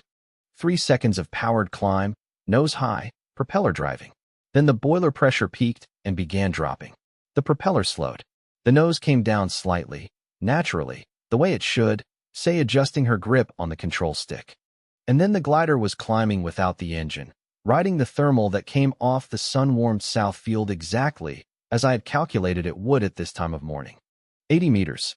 90. The shadow on the ground was very small. Say banked north, slowly, correctly, the way I had showed her with the scale model.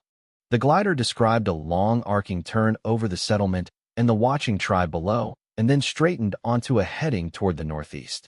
Ken was standing next to me. He said nothing. She was in the air for 19 minutes. The landing was rougher than I wanted. She came in faster than optimal, and the right wing dipped in the last 10 meters, which dragged the tip on the ground and spun the nose. She was out of the frame before the glider stopped moving, on her feet, walking toward me before the dust settled. Her left forearm had a scrape along it. She did not appear to notice it. She said, "I saw them." She began immediately. No introduction, no pause for the reaction of the tribe that was standing in a stunned semicircle around the landing site. The camp was 3 kilometers northeast, not 4 as Dai had estimated. Larger than his fire count had suggested. She had counted 42 fires, which at standard fire per group ratios meant 250 to 300 people. They had not begun moving yet, but the camp organization had changed. The structures were in travel formation rather than rest formation, a distinction she described through the arrangement of load bundles she could see from above. She said, "There is something else." I said, "Tell me." She said, "They have sent a group west, separate from the main camp. 20 fires, maybe 30 people, moving along the ridge line. The south approach. Kaido's watchers would find them, but they were already moving." I looked at Kaido. He was already walking to find his watcher's report.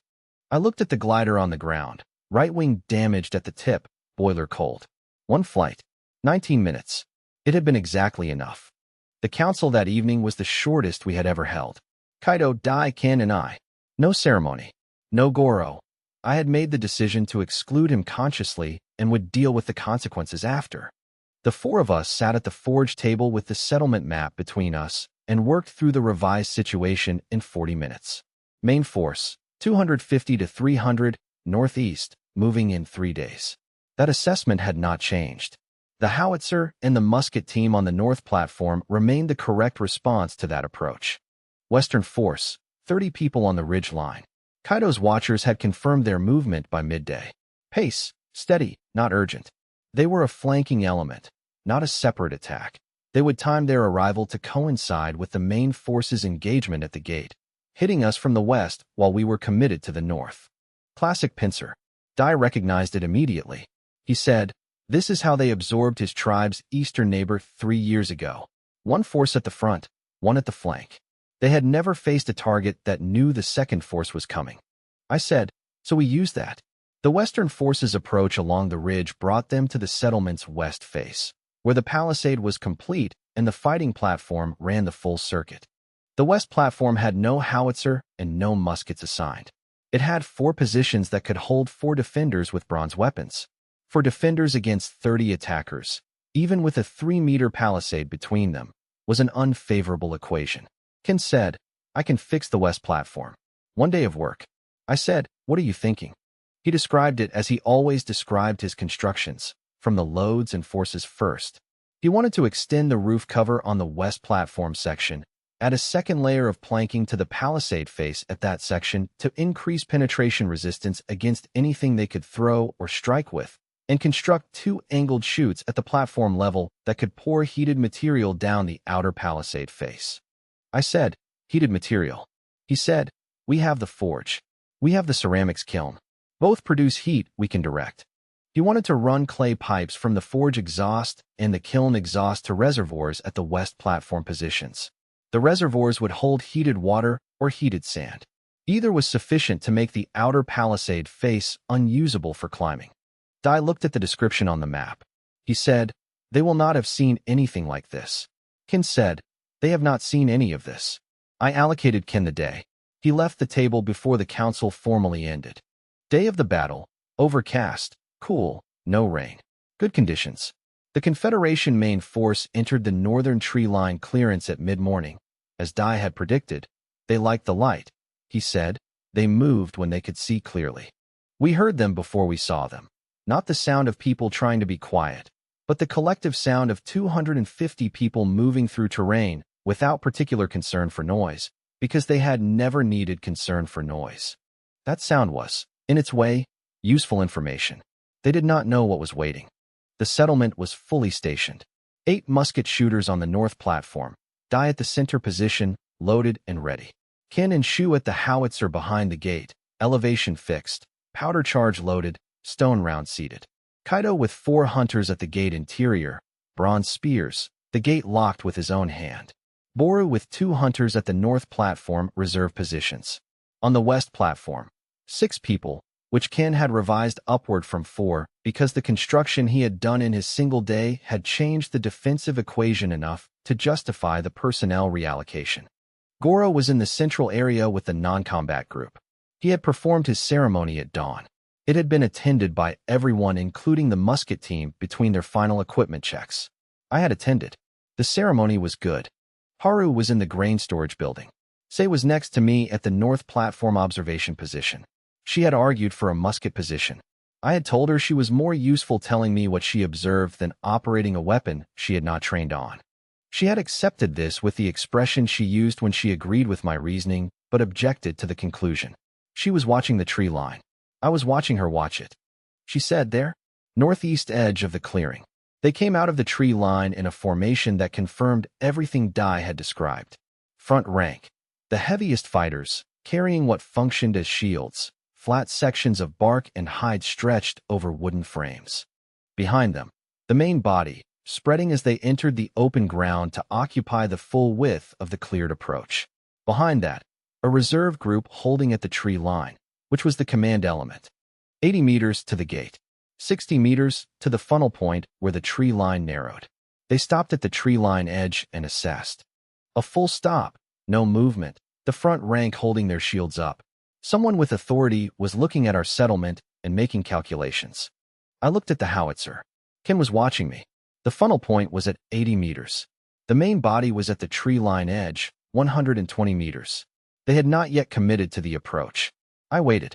This was the hardest thing I had done in 10 years of this life, not acting when action was available. But the howitzer was more valuable at the funnel point than at the tree line. If they turned back from the tree line, we had gained intelligence and they had gained nothing. If they committed, we wanted the round in the funnel. Say said quietly, "They are moving." The front rank stepped into the clearing. I let them reach 85 meters. Close enough that the fixed elevation angle was working in our favor rather than against it. The front rank was at the funnel point, the tree line on both sides compressing them into a column of perhaps 20 meters wide. I signaled Ken. The howitzer fired. The sound was different from the powder tests. Enclosed in the settlement by the palisade walls, directed, the crack hit the inside of the fighting platform and reflected back, and the whole west platform group flinched at it.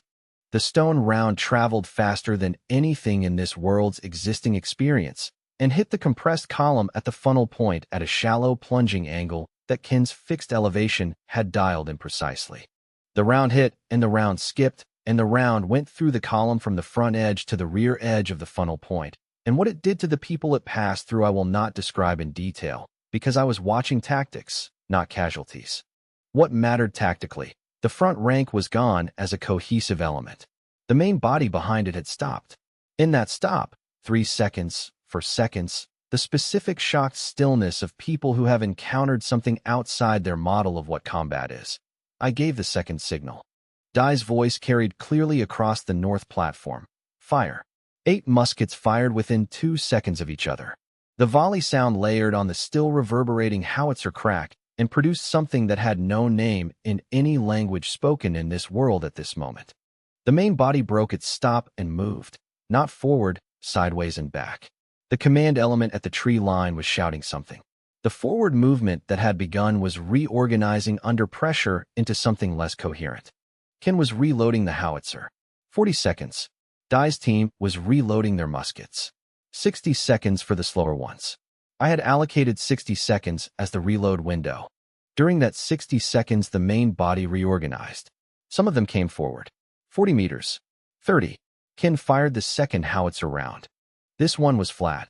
The round was at a different elevation angle than the target had been at during the first shot, because the target had moved. Ken had adjusted the mount by eye in the 40-second window. His adjustment was not perfect. The round hit low and forward of the center mass, churning ground, but the effect of a second round within a minute compounded the first in ways that were not purely physical. Dai's team fired their second volley at 25 meters. The timing was not what I had trained them for.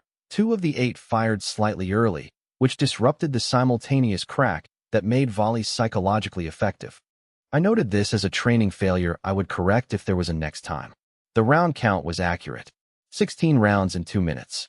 The main body did not reach the gate.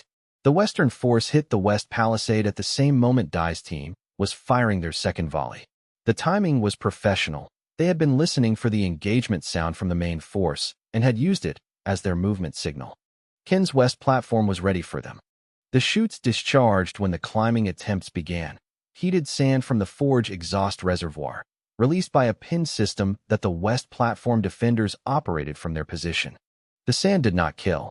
It made the outer palisade face unclimbable, and it made the people on the outer palisade face focused entirely on their own situation rather than on breaching the wall.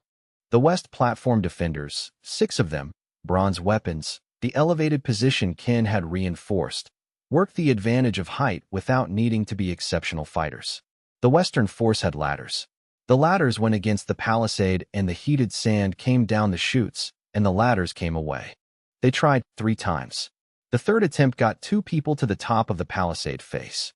Boru's reserve group, which I had repositioned to the west platform after the north engagement, showed the main force was breaking, arrived at the platform top, and the 2 people who had reached the wall top made the decision that all rational people make when the tactical equation changes suddenly against them.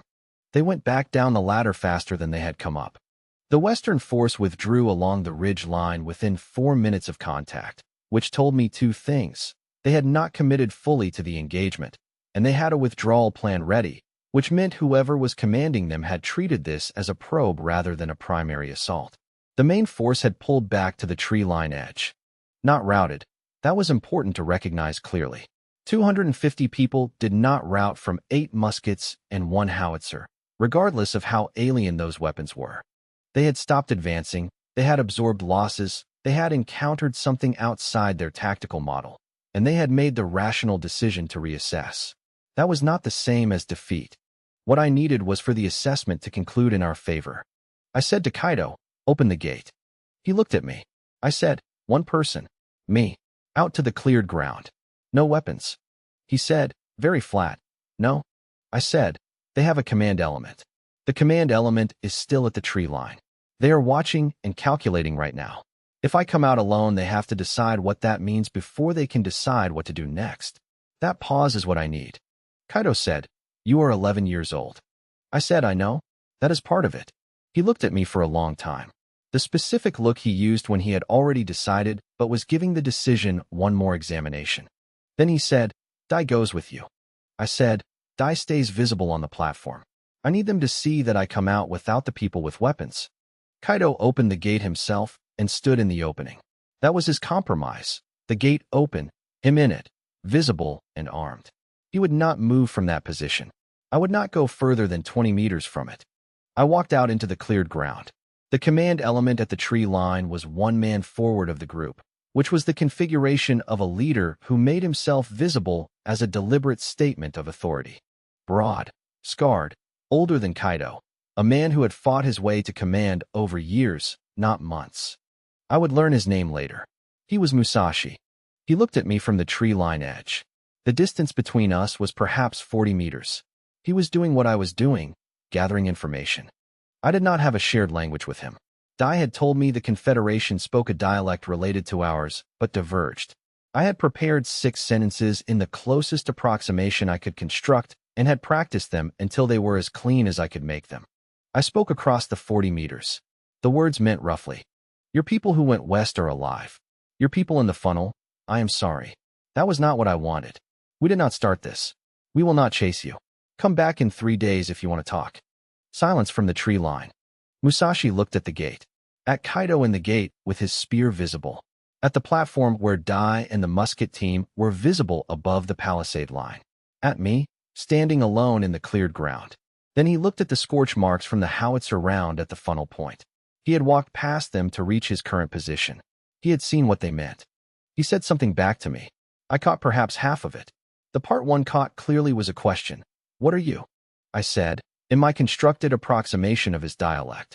"A child who did not want this fight and has more of what you saw in that funnel. Come back in 3 days."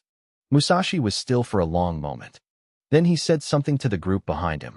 They began moving back into the tree line. Not running. Walking, controlled, organized. Covering their withdrawal with rear-facing sentinels the way experienced fighters did. I watched them until the tree line absorbed them. Then I walked back to the gate. Kaido said nothing when I came through. He closed the gate and locked it himself. On the platform, Sei was watching the tree line where Musashi had stood.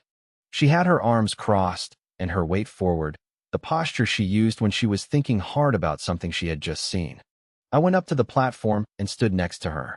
She said, "He will come back." I said yes. She said, "Is that what you wanted?" I said yes. She said, "Why?" I said, "Because 300 people who respect us are more useful than 300 people who fear us. Fear makes people unpredictable. Respect makes them predictable." She thought about this. Then, "And if he comes back in 3 days with more people?" I said, "Then we will have 3 days to think about that." She looked at the tree line for another moment. Then she went to help Haru with the wounded. Cost of the battle. Our losses, 3 people wounded. None killed. Burrow took a thrown stone to the left shoulder on the west platform. Not a weapon, a thrown stone, which told me the western force had not been at full commitment. Kai, one of the west platform defenders, had a cut on his forearm from a blade that had come over the wall top on the 3rd ladder attempt. One other minor injury from the platform recoil shock of the howitzer firing. Powder expended, 2 howitzer rounds at 200 grams each, 16 musket rounds at 15 grams each. Total, 640 grams from a 24-kilogram stock. Remaining, 23.36 kilograms. The engagement had been so short that the ammunition expenditure was almost embarrassingly small relative to the preparation. Western force withdrew. Losses unknown from our position. Estimated light. Ken's heated sand was designed to repel, not injure. Main force losses at funnel point. Significant. I did not count them. Musashi had counted them. That number was the number that mattered for what came next. Ken inspected the west palisade after the engagement. One section of the facing had been damaged by repeated ladder contact.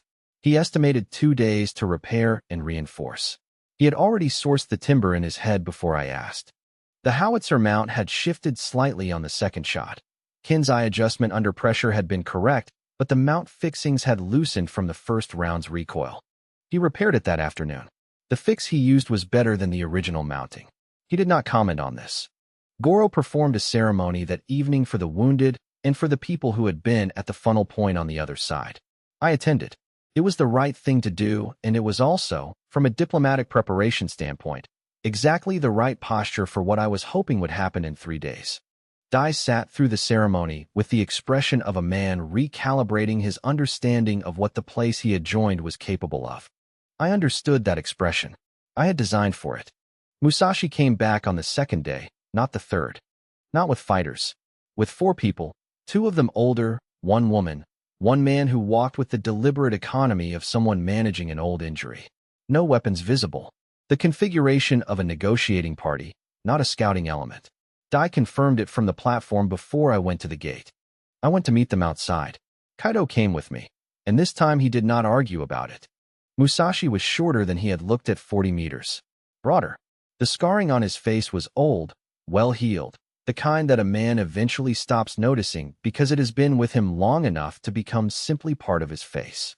He looked at me for a moment when I came through the gate, the specific recalibration of someone who had been told the child was the one to speak to and had not quite believed it until now. Then he looked at the gate construction, at the palisade angle, at the fighting platform visible above the wall line. He was reading the settlement the way Kaido read terrain, and he was arriving at conclusions. I spoke first, in the approximated dialect Dai had helped me refine over the previous 2 days. I said, "You came early. I am glad."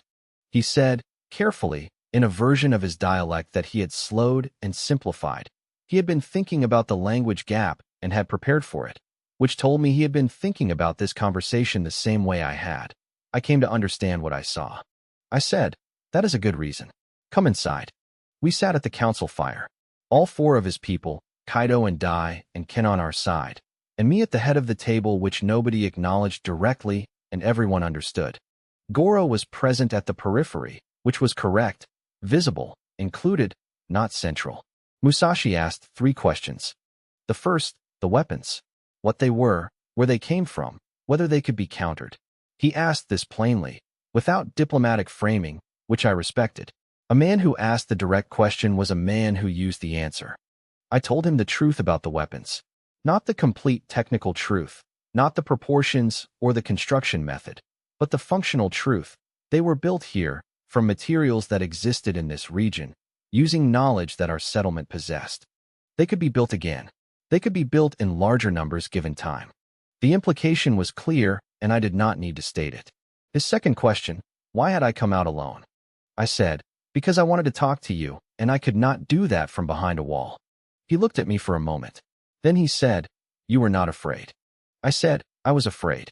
I came out anyway because the conversation was worth more than the risk." Something in his assessment shifted. Not warmth. He was not a warm man. I could see that clearly.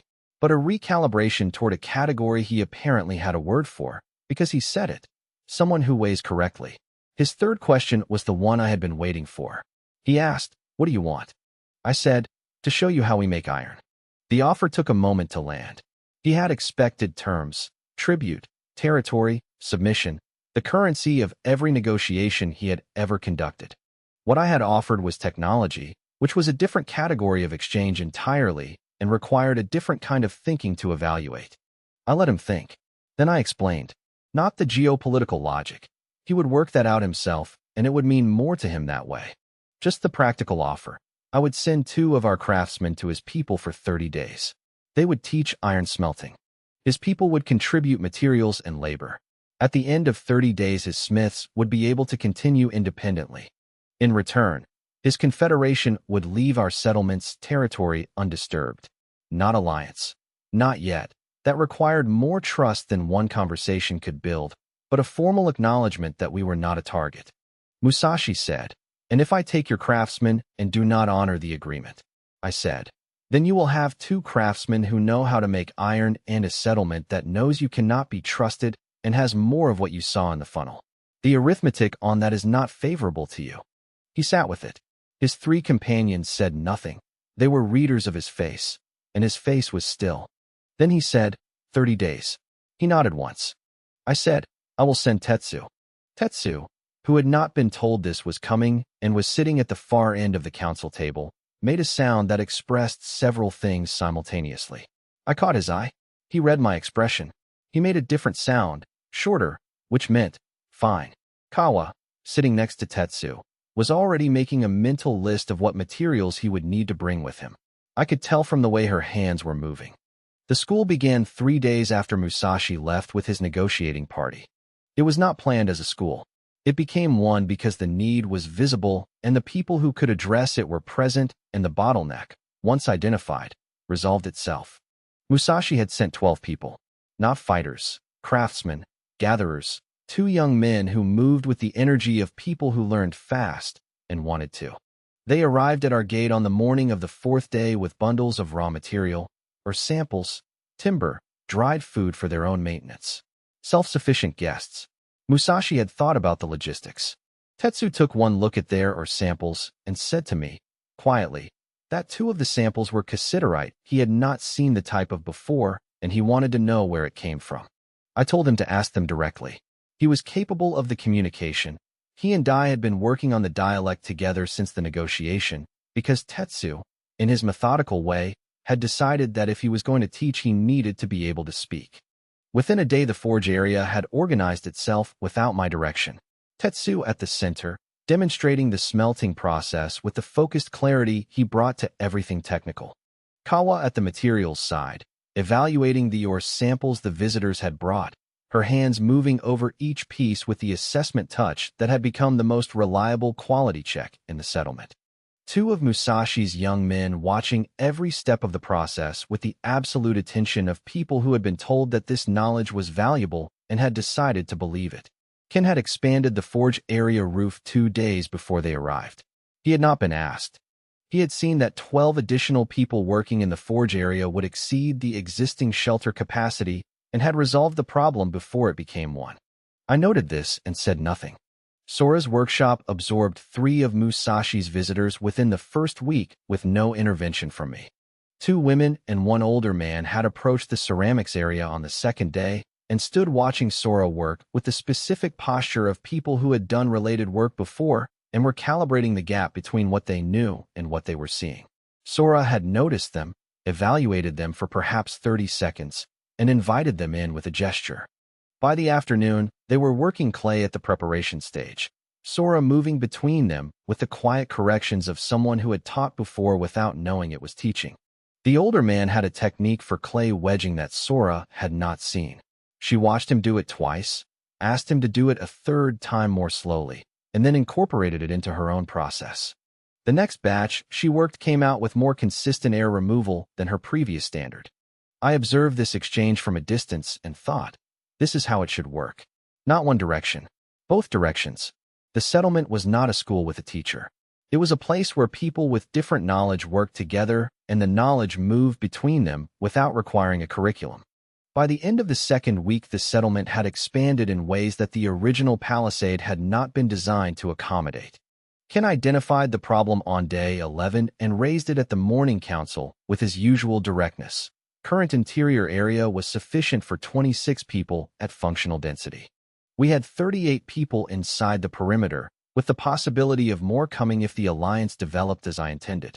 Either the density increased, which would create sanitation and movement problems, or the perimeter expanded. He had a plan for the expansion already drawn. Of course he did. The 2nd palisade ring would extend the perimeter by 60 paces on the north and east faces, adding approximately 200 square paces of interior area. The construction would take 3 weeks with current labor capacity. The new section would include a 2nd workshop area for the expanded ceramics production and a dedicated training ground that Ken described simply as space to practice with the weapons, away from where people sleep. I approved the plan and allocated the labor through Kaido. Ground broke the next morning. Musashi's 2 fast learners were on the construction crew within a day of groundbreaking. Nobody asked them to join. They saw the work happening and joined it. 3 weeks after the battle. On a morning when the forge was running and the construction crew was working the North Palisade extension and Sora's workshop had a queue of ceramic orders from Musashi's settlement that would keep her busy until spring, I climbed to the fighting platform at dawn and did an inventory. Not of materials, of everything. Settlement, 41 people now. 3 more had arrived from a small group that had heard about us through Musashi's people.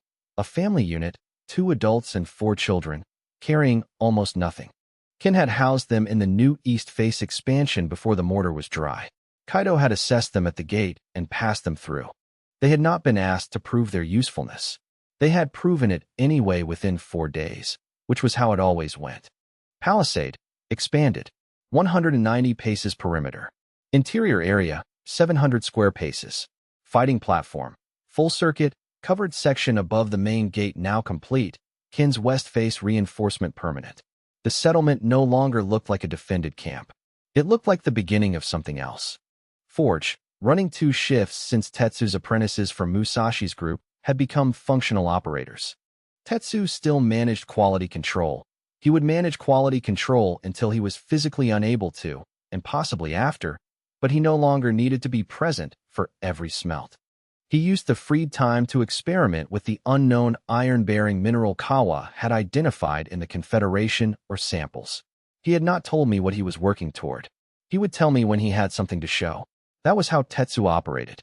Ceramics, 48 vessels per week across 4 workers plus 3 from Musashi's group in partial training. Sora had restructured the workflow twice since the additional workers arrived. Both restructurings had improved output. She had not consulted me on either. Food, 11-week reserve. The autumn harvest had come in stronger than projected. Ken had expanded the grain storage building by 1/3 at the end of summer, which had seemed premature at the time and had turned out to be exactly necessary. Language, the dialect gap with Musashi's people was narrowing. Dai was the primary bridge, but several others had picked up enough of both variants to work together on construction and production tasks without needing interpretation. Communication was imperfect. It was improving daily. Weapons, 8 muskets, 1 howitzer, 23 kilograms of powder remaining, full ball and shot stock. Goro's ceremony for the powder supply had become a monthly observance. The musket team ran a training drill every 4 days. Dai ran it now without my supervision. That was the inventory of what we had. Then I thought about what I had not yet built. The lathe. Without a lathe, a rotating workpiece held between centers, a cutting tool advanced against it. Precision boring was not possible. Without precision boring, the barrel construction method Ken had developed, which was good enough for what we had needed, would remain the ceiling of our firearm quality. The lathe was the tool that made other tools more precise. It was the machine that enabled machines. After the lathe, electricity. Not complex electricity, a simple electromagnetic generator, copper wire wound around an iron core, rotated in a magnetic field. The theory was not difficult. The materials were available. The precision required for the wire winding was the constraint, which meant the lathe came first. After electricity, radio. Long-range communication without runners, without Say's glider, without the delay that made every intelligence picture a history rather than a present. After radio, the internal combustion engine. Real this time, not the steam compromise that had carried Say northeast and back. Gasoline from coal tar distillation, pistons bored to tolerance on the lathe, the cylinder geometry that had been in my memory for 60 years of a previous life and was still there, exact and patient. After the engine, a real aircraft, not a glider with a kettle bolted to it. Something that could carry 2 people, navigate by compass, which I had not yet built but could. The theory was simple, and stay up long enough to matter. This was not a plan for the coming season. This was a plan for the coming decade. I was 11 years old. I had the time. Say found me on the platform while I was still running the inventory in my head. She sat down next to me without asking if she could, which was her default. She looked at the tree line to the north for a while. The glider was repaired.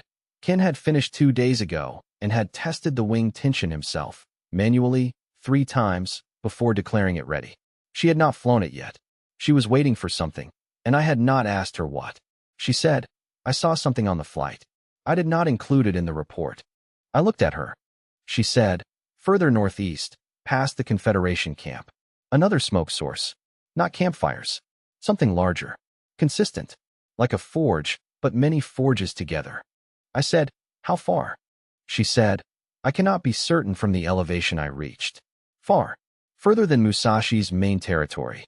I said, "Why did you not include it in the report?" She was quiet for a moment. Then, "Because the battle was in 3 days and you had enough to think about. I filed it for after." This was the most tactically sophisticated decision anyone in the settlement had made without consulting me. She had prioritized information by urgency and timing and held the lower priority item until the higher priority situation resolved. That was not instinct. That was judgment. I said, "Tell me everything you saw." She described it for 4 minutes. Consistent smoke, multiple sources, organized pattern, not scattered the way cook fires scattered, consolidated the way industrial production consolidated. At her elevation, at that distance, the detail was limited, but the pattern was not ambiguous. Someone northeast of Musashi's confederation was producing something at scale. Musashi, when I had asked him about his northeastern border during the negotiation, had given me a careful non-answer. The careful non-answer of someone who knew something and had decided not to volunteer it. I had noted it at the time and moved past it because the immediate problem was the battle. The immediate problem was resolved. I sat on the platform with Sei and looked northeast and thought about what large-scale production meant in this world at this time. Metal, ceramic at volume, food processing. Each of those had different strategic implications.